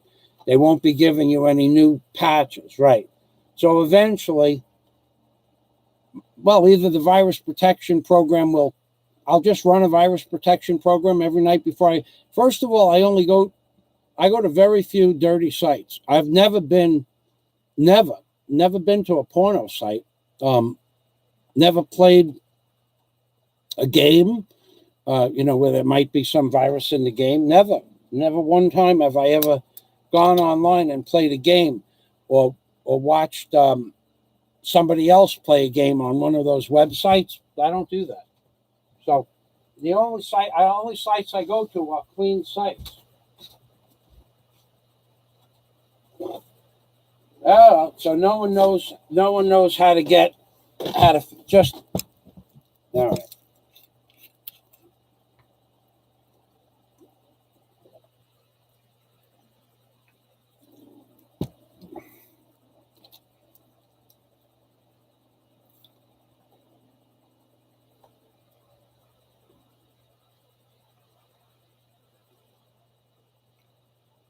Frank and Bama, Taco Bell Van Diva. Hi, Fazio. I wish I could super chat you. I'm just struggling so much here. I will very soon. Appreciate your content. Really do. You are the best. Well, I mean, if you can't do it, you can't do it. Thanks for trying to explain it to me. And that's, there's a lot of people out there that can't afford what they want. Okay. You don't have to explain anything to me. As far as me in the beginning saying I'm only going to talk to people that super chat me or are Patreon members, that's pretty much true. Or people that I consider friends, or intelligent comments get answered. So that doesn't mean I'm not going to. There's probably 100 comments I didn't read today, and I'm not going to read them. If I'll read them, but I'm not going to address them. So thanks for trying to. But as far as in today's economy, in this world, let me tell you something. There's things I want to do too, but I needed to buy equipment and machinery to do my hotel before I went scuba diving or went onto another island to go scuba diving and do some deep dives on some Japanese wrecks. So, I mean, I'm not broke. I'm not poor. I'm certainly not destitute, as some people have said. That was a mistake, by the way, saying that Fazio was broke and destitute. That was a mistake. Mad Max Windows 10 is bad. Oh, yeah. Oh, also, I always give people that make videos carte blanche to make and read their statements. Mad Max is a video creator and has been for years. So every Mad Max, every digitally, everything ever said digitally since the 1980s is recorded, probably since the 60s. And I don't give a fuck. I don't care about that. That doesn't bother me one way or the other. That they trace everything I do. What are they going to do? Trace me watching psychological videos on YouTube? I don't care about that. Windows 10, is it free? Somebody else can answer that question. I don't think so. I think you have to pay $100 a year for Windows 10.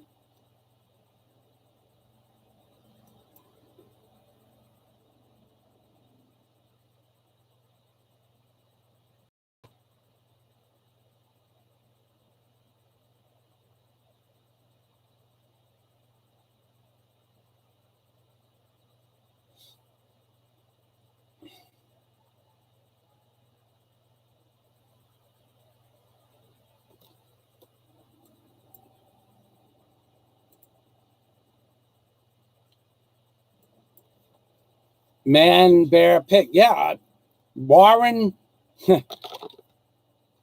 was supposed to send the computer, and Warren went into the ICU unit, as I have stated in countless videos.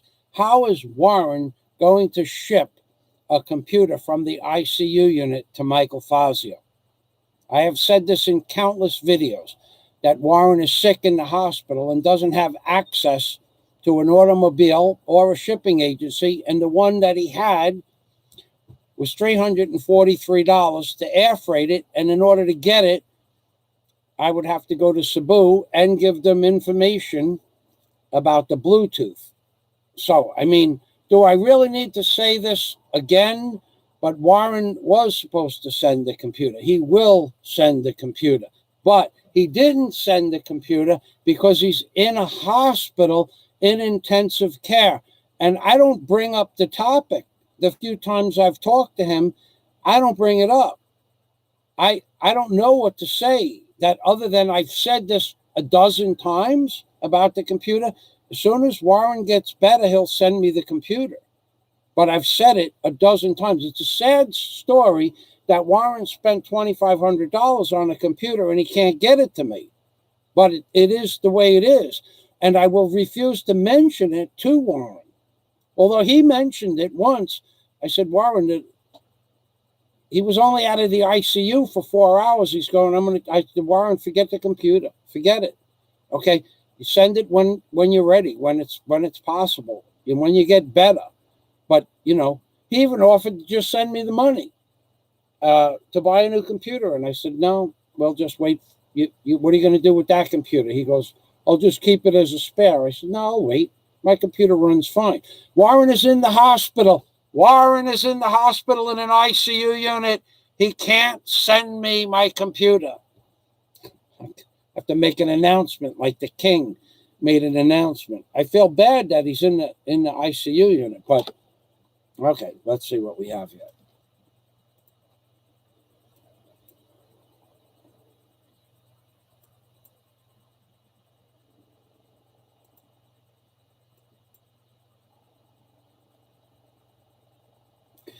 He did try to send it before he went into the ICU unit. And that was $343 for airfare and another 5,000 pesos for me. That's 18,000 pesos for airfare. 18,000 pesos for airfare. And I have to go to Cebu and pick it up, which would cost 5,000 pesos total trip. And they wanted information, and they wouldn't guarantee when I brought them the information from the computer that they would release the computer until customs released the computer. And that would mean maybe that information I gave them for the Bluetooth would be acceptable and maybe not. And for months, other people's computers are stuck in U.S. Customs. Now, I've said this before. Okay, you don't remember. I understand. Or you didn't hear it. I understand that too. But to get a computer shipped from Australia, 343 Australian dollars, plus Bluetooth information and the serial number. And you only have to give it to them in person, not on a website. 27 phone calls, maybe 30 phone calls to find out that I have to go to Cebu. And when I give them the information in Cebu, all they're going to do is take the information. Then they confirm the information anywhere from a week to a month. And they have several computers from people that shipped computers from Australia in U.S. Customs stuck in Manila right now, today. Warren can't send me a computer. And if he could, it would have to be ocean freight, and that would take 6 months. However, had he sent it 6 months ago when he bought it on my birthday, September 25th, it would have been here by now. But he didn't do that. And for everybody that keeps asking me, I keep saying the same story. How many times do I have to repeat the story? Do you people watch 10 minutes of a live stream? Do you watch 5 minutes of a live stream and think you saw the whole live stream? I don't expect you to watch my live streams, but I've said this in shorter versions. I've said it in uploads. I've said it in videos. Please, please, stop asking me about when Warren's going to send my computer, please, because it's a sore point for me. Warren's in the hospital, in the ICU unit. He can't send me my computer. I should put it in a title and make a live stream, and then no one will watch it, and they'll ask me the question next time. Man, bad pig, no disrespect, but I have repeated this story. I guarantee I've repeated it 20 times. Guarantee I've repeated it 20. It's getting a little bit frustrating that I can't talk with Warren, a little bit frustrating that I don't know what's going on with Warren, a little bit frustrated that his family doesn't answer the phone, a little bit frustrating that he doesn't answer his emails or his Skype, a little bit frustrating, and I'm not worried about a computer, actually. If I want a computer, I'll just go out and buy a computer. Thank you.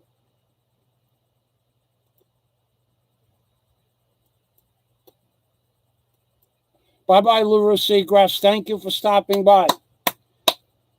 Regards to Daisy May. I will, as soon as she answers the phone. Wow. That was a little bit of a tangent. My friend Warren is dying. I'm not going to ask him about a computer. And I wanted the computer. In fact, I didn't want the computer. I didn't even ask him. He went out and bought it. But I can't get the computer. So there's a $2,500 computer that wasn't sent.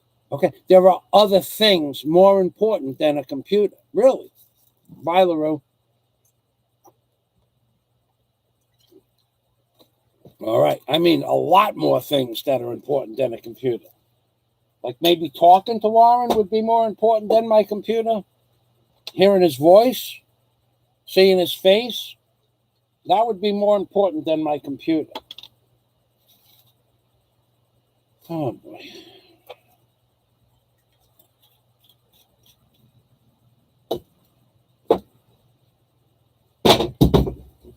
Get back up there. Puppers. Puppers. Quiet. Their mother needs to come back and feed them. Yeah? So no one has a fix for my it's working, but what wasn't working was the internet. But I don't think two full scan virus protections that for 5 hours on I don't know which virus protection I use. I have no idea. I use a good one, and it's free. Microsoft Security Essentials is what I use.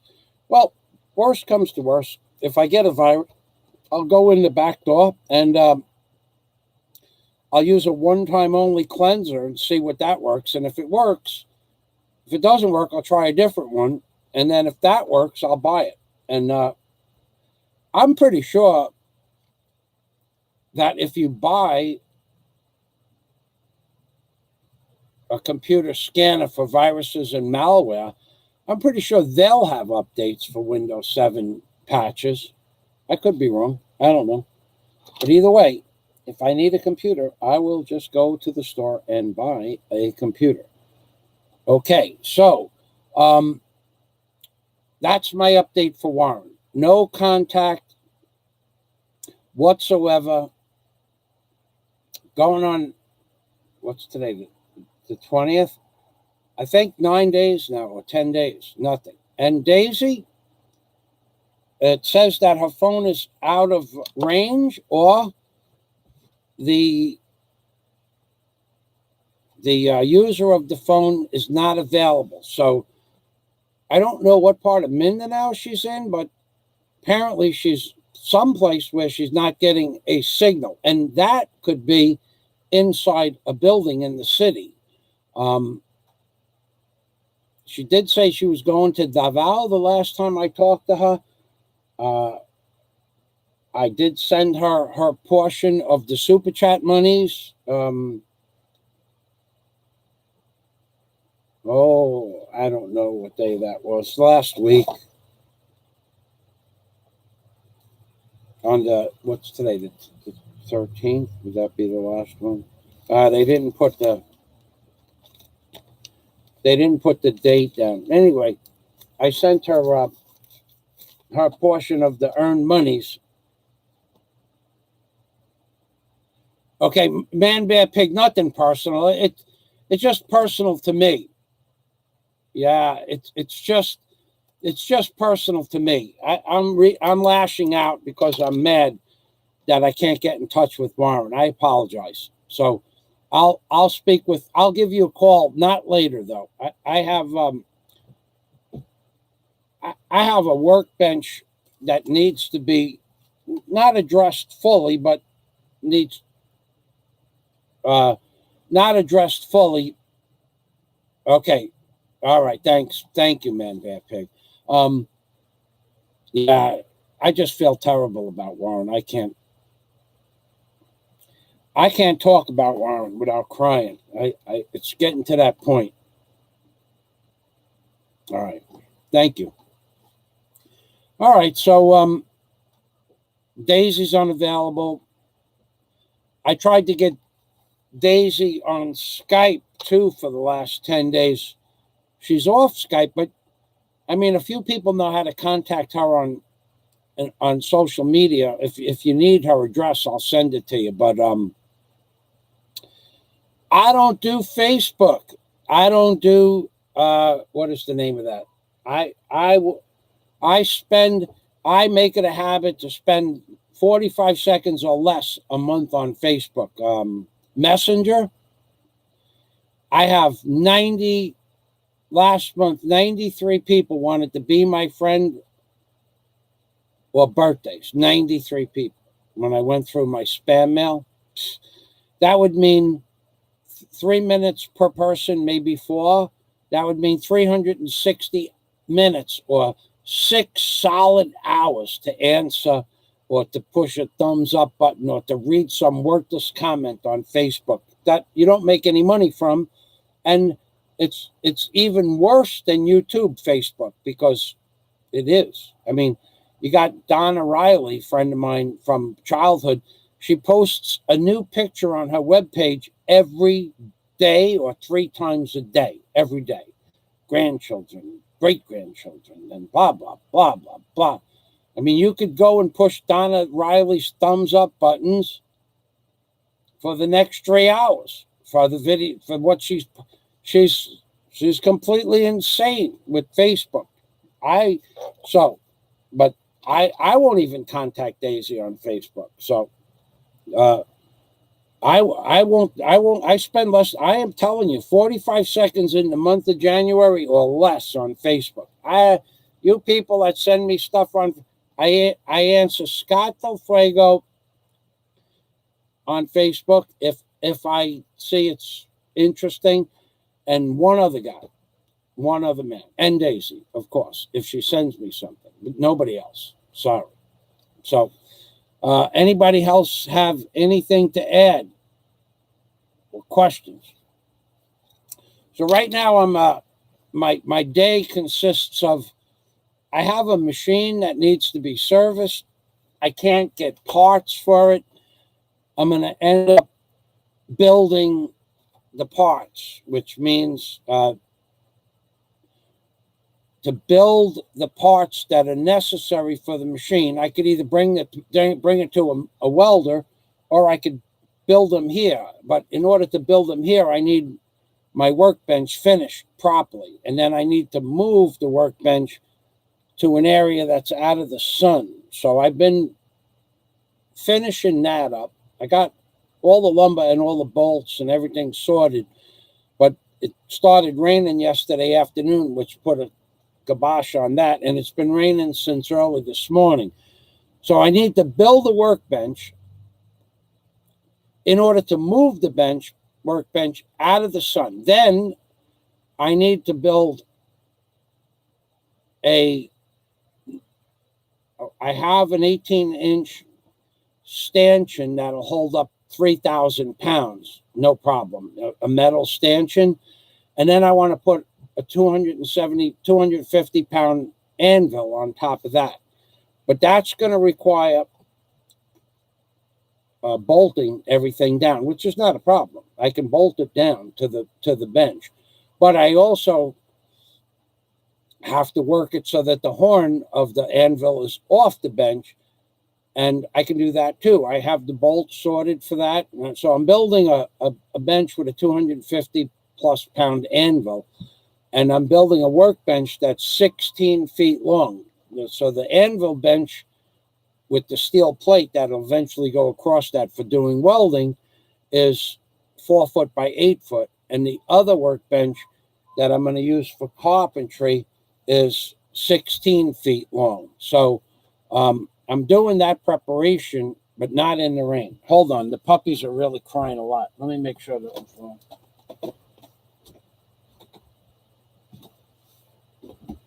Now they stop. Puppers. Puppers.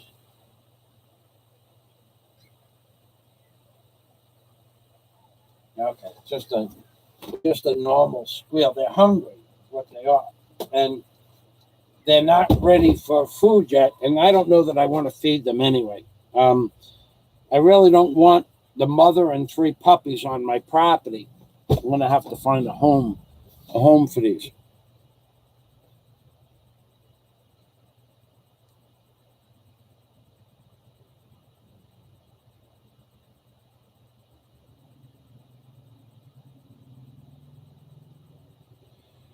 Yeah, I spam all that stuff, John Boonbean. I once you spam it, it only goes to your spam folder.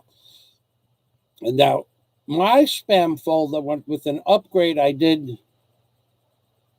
I don't know. Yahoo did an upgrade about a month ago.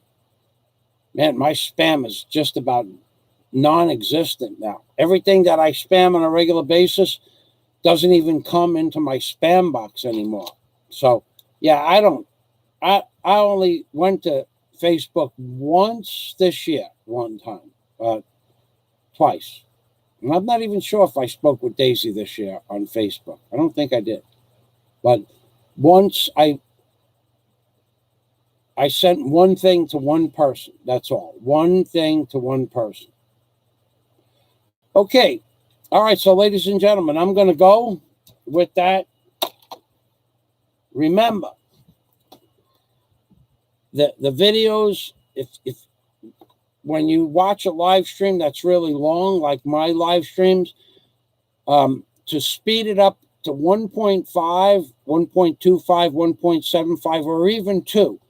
And if you are in a quiet room and you have the ability to focus, I personally, yes, thank you, Scott.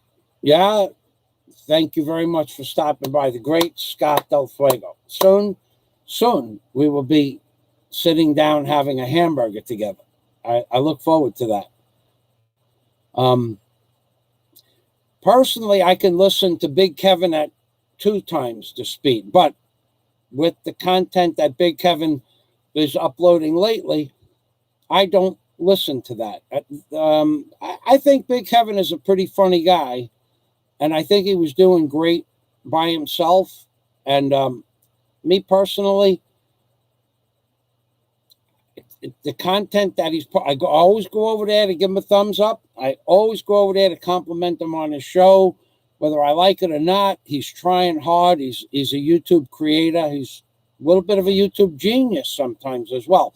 But I don't care for the new format of Big Kevin's show. So that's my personal opinion. And I don't care for it because when I watch a live stream, I want to see information that's going to be valuable to me. Okay, I'm not being selfish, but I don't want to spend 3 hours watching a live stream of a song and a dance routine. That's not interesting to me. I don't watch tap dancing videos. I don't watch Harvest Moon Ball dancing videos. I don't listen to musical videos. I like a few hard rock groups and some electronic groups like Tangerine Dream. I like Phaedra from Tangerine Dream. That's one of my favorites. I like a couple of the different types of, hard rock genre, but I'm not going to watch that kind of content. But there are a lot of people that enjoy it, and let them enjoy it. They're sitting in a room someplace in America and maybe watching a blizzard occur outside their house, and they're having a good time thinking about the people in the Philippines. God bless them. But I wouldn't have time. I don't have 3 hours to watch something like that. Now, I've listened to it in the background when I'm working on my projects, but now that this machine came in, I need to build the workbench so that I can get that out of the way, so that I can put an anvil on another bench, so I can go to the city and buy a 3/8 inch steel plate, 4 foot by 3 foot, so I can do welding on and fabrication. So I need to finish those 2 workbenches so that I can build the parts I want to build for the machine. Now, of course, I can just take the parts out or build from scratch what I need. But it all boils down to working with people in the Philippines. They don't follow instructions. I wish I had one. I wish I would have recorded this video. It would have been the classic rant. Unbelievable. I'll tell you one more story and then I'll go. Okay. This is what it's like living in the Philippines. Okay. Okay, so I had a machine. Now, on the bucket, it's called slop. Slop is, all right. Yeah, so here's the bucket pin. Right here's the pin. And here's the bucket. And here's the dog or the eye for the bucket. And there was a space about a 1/4 inch on this side of the bucket and a 1/4 inch on this side of the bucket. So I had a 1/2 inch space. And the bucket was sliding back and forth when it was digging. And I went on to a job, and at some point, the slop in the bucket becomes problematic when you dig in coral, because the teeth won't track in. You don't want the teeth to track in the grooves. But if the bucket is sloppy, the teeth will track into the groove, and you'll just keep going through the same groove over and over again. So I wanted to take the slop out of the bucket, and the bearing in the bucket was gone. It was non-existent. So I had to go to the city, and they don't have the bearing replacement for that machine. So the woman who's in charge pretty much of finding heavy equipment parts, she didn't have the bearing I wanted, but I had the specs for the bearing, the thickness of the bearing, and I also had the length, which I couldn't get the length, the bearing, the sleeve length. I had to get something about 3/4 of an inch shorter, but that works fine.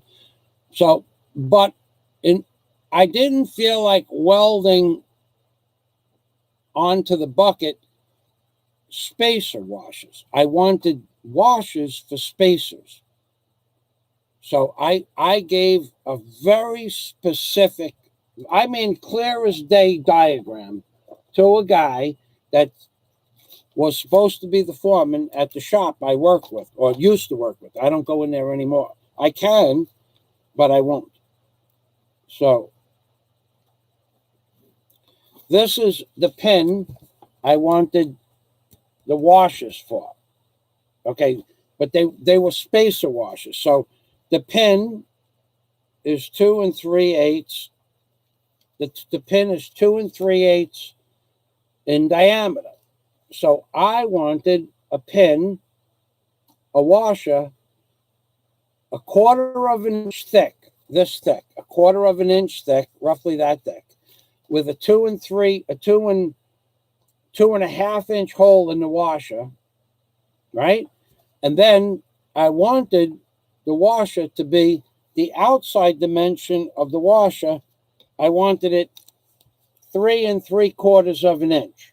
Okay, this is the drawing I gave the guy. And I put down measurements like this.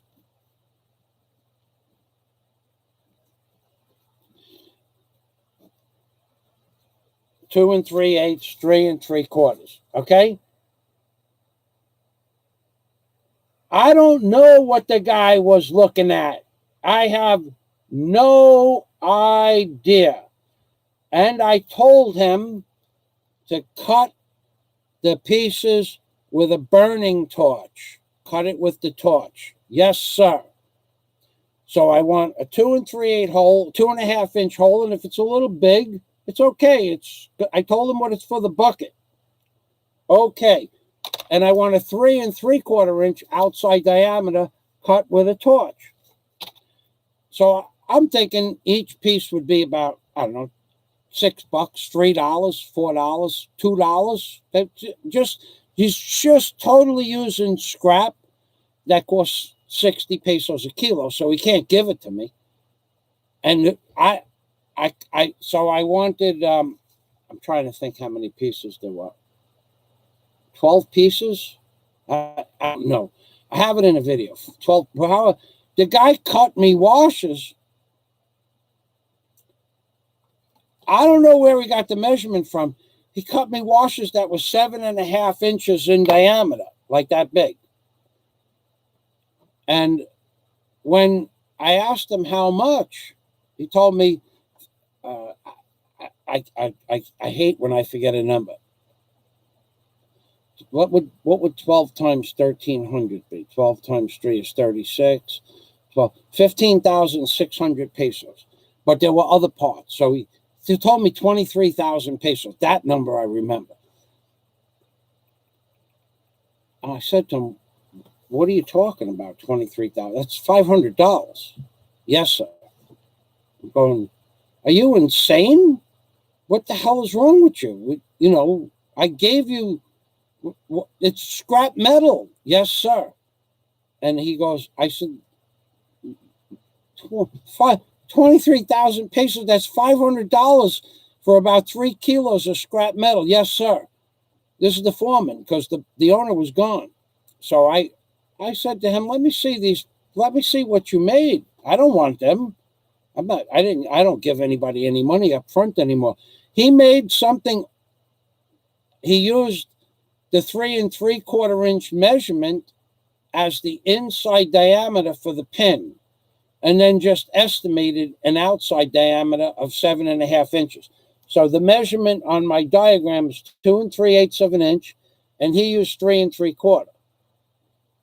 So instead of making me a 3 3/4 inch outside diameter, 2 3/8 inch hole, he made a 3 3/4 inch hole for a pin, which is common in a bigger machine. 3 3/4 inch pins are very, very common. But he made a 3 3/4 inch hole, and he made a 7.5 inch diameter, but he didn't cut it with a torch. No, he did not. He machined it. He put a piece of steel in the machine and machined a 3 3/4 inch hole to make a perfect 3 3/4 inch hole to within a few thousandths. And then he made the machine the outside of the plate. He made it 7.5. And then when I asked him for 1/4 inch thick plates, he gave me 1/4 or 5/16 inch plates. And I bought extra to have them in stock because I do a lot of work on those machines. And he charged me 1,300 pesos or $26 per washer.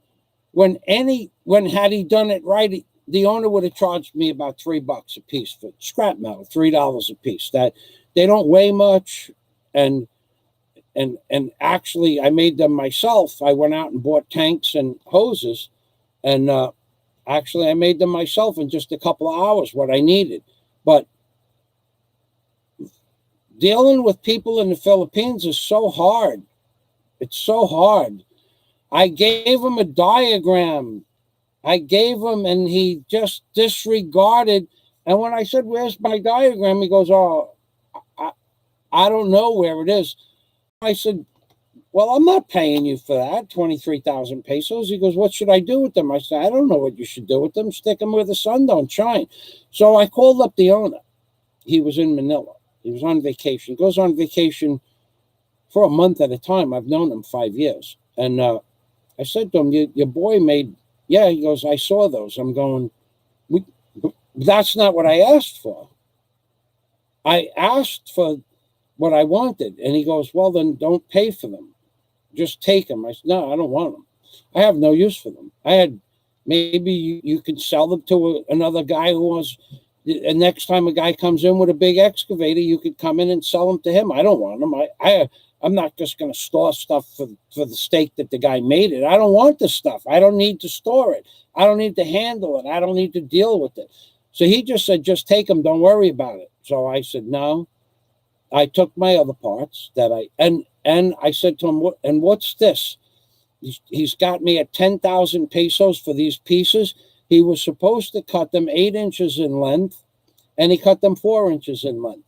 They were supposed to be 4 by 8 inch pieces, and they were supposed to be cut on a bevel like that, a sharp bevel. I was going to use them for teeth, spring steel. He cut them in 4 inch lengths, 5 inch lengths like this. I said, I went out and spent 3,000 pesos for spring steel and hardened steel. And this guy cut it up into scraps. I can't even use it. He goes, "Well, then don't pay me for it. Just take the parts." So that's what I did. I just took not the washers, but I took the pieces and I put them on the bucket like teeth, extra teeth. But they were useless to me until I figured out what I could do with them. But being that I paid $60 for the spring steel, I wasn't going to let that go. I said, "It's my steel. I'll take them home. I'll figure out something to do with them eventually." But I figured it out right away what to do with them. But people in the Philippines, it was a diagram. Here it is. That's the diagram. I want 12 of these. And he gave me something different. Now, the boss said, "You can have it all for free." So I took what I could use. The other things he could sell to another machine. He could sell them to a guy who owns a brand new machine that wants nice spacers. I don't want them. People in the Philippines don't follow instructions. Even with diagrams, the foreman of the shop couldn't follow instructions, even with a diagram.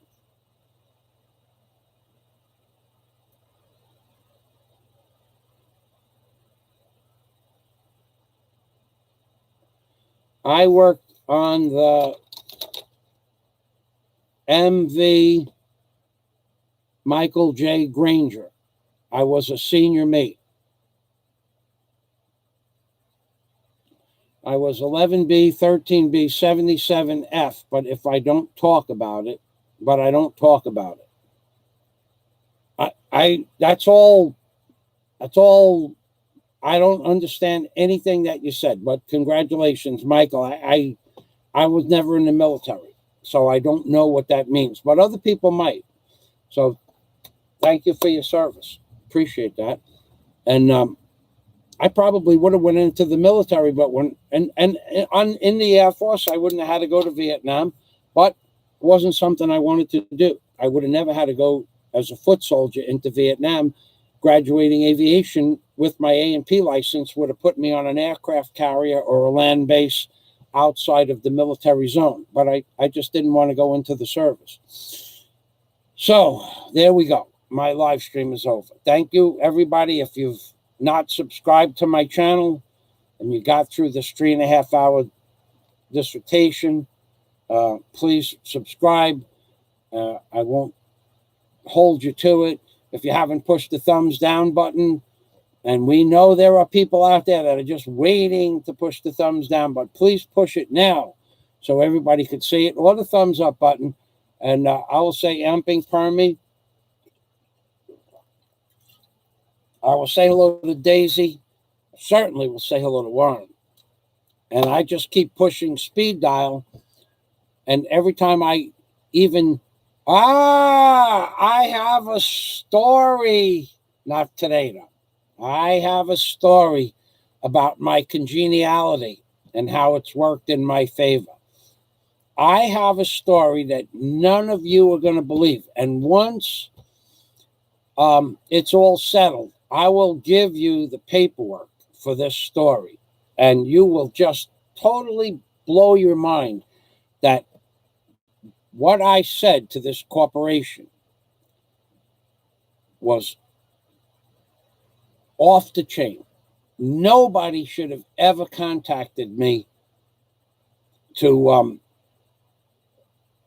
try to clarify what I said. It was so plain and simple. And yet, they made a mistake, and they're going to pay for it.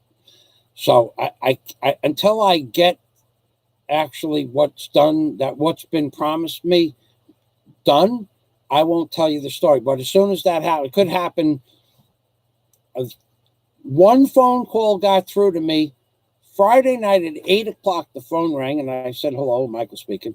And it was the woman that I sent a letter to a few days prior saying, "Look, this is what you're going to do, or you're not going to do anything. Those are your options." And she said, "Well, we want to do that." I said, "Well, then go ahead and do it." She goes, "But you have to help." I don't have to help you with anything. No. I'm not your secretary. I am not your servant. I don't work for you. You don't pay me for my time.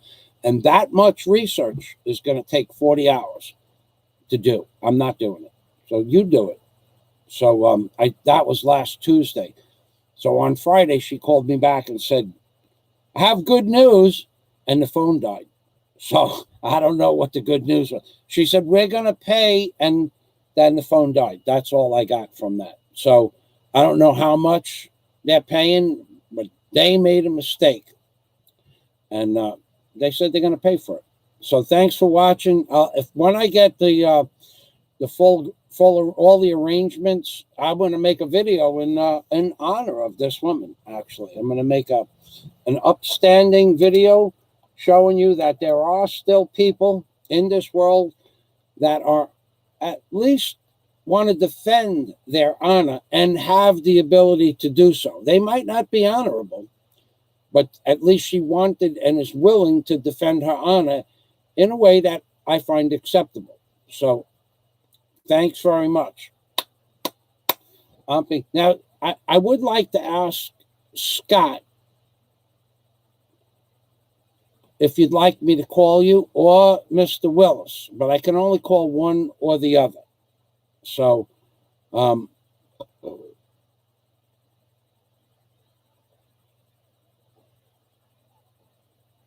I think if you ask Carrie Hushman, he can help you. With what issue? The computer issue, the phone issue, or the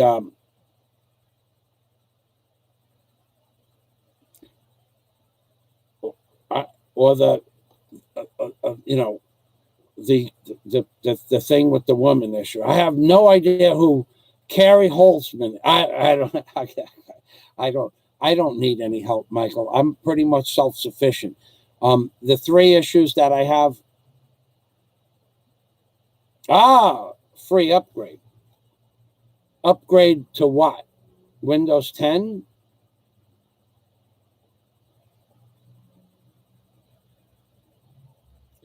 Okay, Mr. Willis. Maybe I'll try to call you in the morning, because right now I've been talking for 4 hours, and before that for 3 hours on Skype. So I've been actually talking for 7 hours. Thank you, Mr. Willis. All right. So then if Scott doesn't answer, I guess Scott might be gone and or not want to call. So Man Bear Pig is gone. John's gone. All right. Well, I was going to make one phone call after the show, but I'll pass on that. All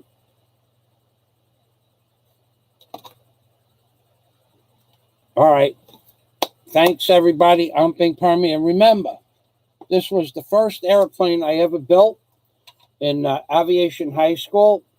And this airplane, well, I can assure you that nothing I ever did in shop got less than a 95, including my tests. So on my metalwork, always got between 97 and 100 on my metalworks. Like if you were to take a microscope and look at this rivet pattern, you can't find a flaw. It's 100% aviation approved riveting. There's no defects in the dimpled rivets. Okay, so the riveting is perfect. The centering is near perfect, and all of these metal flanges that you see that are bent, I bent those on a brake. It's all 95 plus. It's all 95% or plus, 97, 98, 99% plus. Test scores for bending stuff. This is a bend. We made this piece of sheet metal, has a rivet there holding it together into the block of wood. We bent this around this piece of wood. We bolted this piece of wood from the inside of the engine cowling to the frame, and then we built this piece of metal around this. And here is the seam on the bottom. And I made that seam. I made that seam. It's called a rolled seam. I rolled that seam to fit this block of wood. Now you might see a little space in there now, but that's because the wood, I made this when I was 14 years old. So that is now 50 years old, this airplane. And this is the first airplane I ever built. And as I said, it has a working rudder, but it was in a box that was stored, and it bent the vertical stabilator, but it also has a horizontal stabilator that works fine. So this horizontal stabilator and this vertical stabilator work just fine. Now, I don't want to put any pressure on. I got to get a wood block and block that out. But you can see that my bend radiuses are perfect. Everything I did on this aircraft rated my airplane to be, it was one of the best airplanes, probably the best in my shop class for sure, but one of the best airplanes that were built. It had a 95 or 97 on every single, the lowest mark I ever got for my metalwork was 95. I don't think I ever got less than a 95 in any of my metals, even welding. And that's because you can see the metal bends are perfect. The riveting, here, look at the way I bent this metal here. Look, see the metal that runs along the leading edge? It's perfect. There's no seams, no gaps anywhere, none on any of the four surfaces. None there, none here, none on the top. On that side, this side here, none, no gaps at all. And then none on the last one, which should be over here. Over here, none. Every single piece of metal was bent perfectly. So I theoretically should have got a perfect mark. And usually I got a 97, 98, or a 99. And I'm very proud of this. And even the landing gear. I made the landing gear. You make everything. Now, the wheels came off of a toy, some sort of toy. And then I have this staple. This is to hang the airplane from my ceiling. So it's riveted to the bottom. The strap I would change. This was just something I did temporarily. And that's it. So that was the first airplane I ever built. If for no other reason, I should get a thumbs up proving that I did go to aviation high school and I did graduate at the top of my class. And I did have excellent building skills, one of the best in the school. Graduated 17 out of 550 students. That's something. And I even got a toolbox when I graduated, a snap-on toolbox. It wasn't the big box because I got to tell you, there were some guys that were real butt kissers in school. God almighty, they were butt kissers. They would sit right at the front of the class and I got the answer. And I would sit in the back of the class. Really didn't say much. And I would be falling asleep because after school I had wrestling practice or judo at night. And the teacher would say, Fazio, what's the answer? And okay, all right. Because I would read my assignments 2 or 3 days in advance, and I'd read them every day on the way home on the bus. Because when I went home, it was after wrestling practice, it was 2 hours of wrestling. So I didn't get home till 6 o'clock at night. And I would read my lessons for my shop and my vocational stuff too. I'd read my lessons on the bus on the way home. And I would read them for 3 days before the teacher gave the lesson. Everybody else would listen to the lecture or the lesson, and then they'd hear it for the first time, and they had to try to remember it. I read the lessons 2 or 3 days in advance, and I would know the answers before the teachers asked me the answers. And then my testing in shop was up over the 90% testing as well. I think the lowest mark I ever got in a shop quiz was like 87 or something like that. But there was a guy, I think his name was Gary. All of the guys that superseded me and got bigger toolboxes were all butt kisses. And all of them were somehow related to somebody in the airline industry. And most of them, they deserved it. That's for sure. I mean, there's no doubt in my mind that they deserved it. Their marks were similar, but their attitude was much better.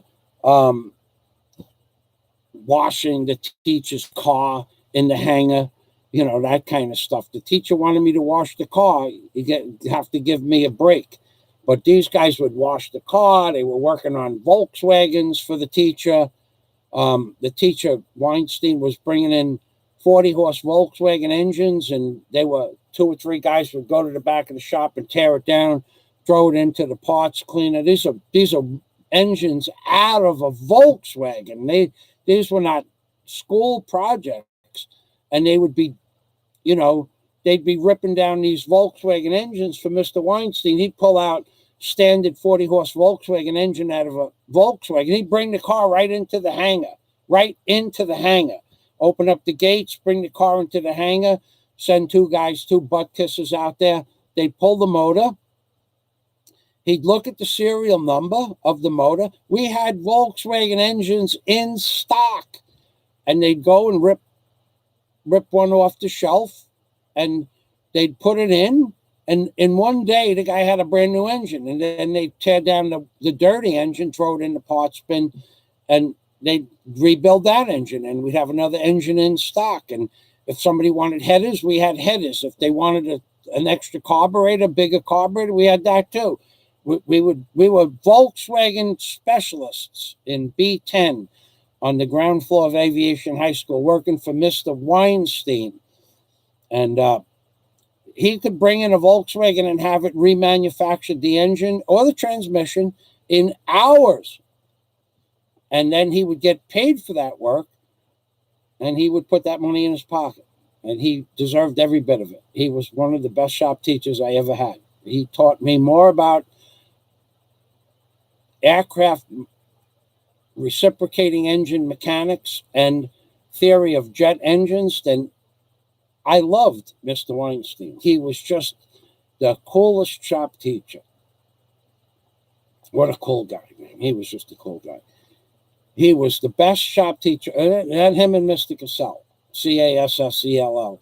He was a welder. Mr. Cassell was a welder.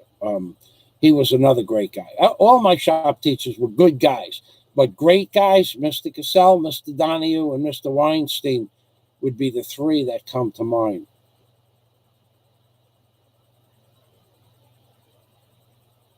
Okay. All right. That's it, ladies and gentlemen. I'm Bing Permy from Michael Fazio and Daisy May. But nobody super chatted Daisy May today. Daisy? Daisy? Daisy! I got the same chance of her answering that as her phone the last week. No super chat today, Daisy. But I'm Bing Permy. I'm going to close this down. And remember, we have no new information about Warren H. And that brings tears to my eyes. I am very, very upset about that. Talk to you later. Bye-bye.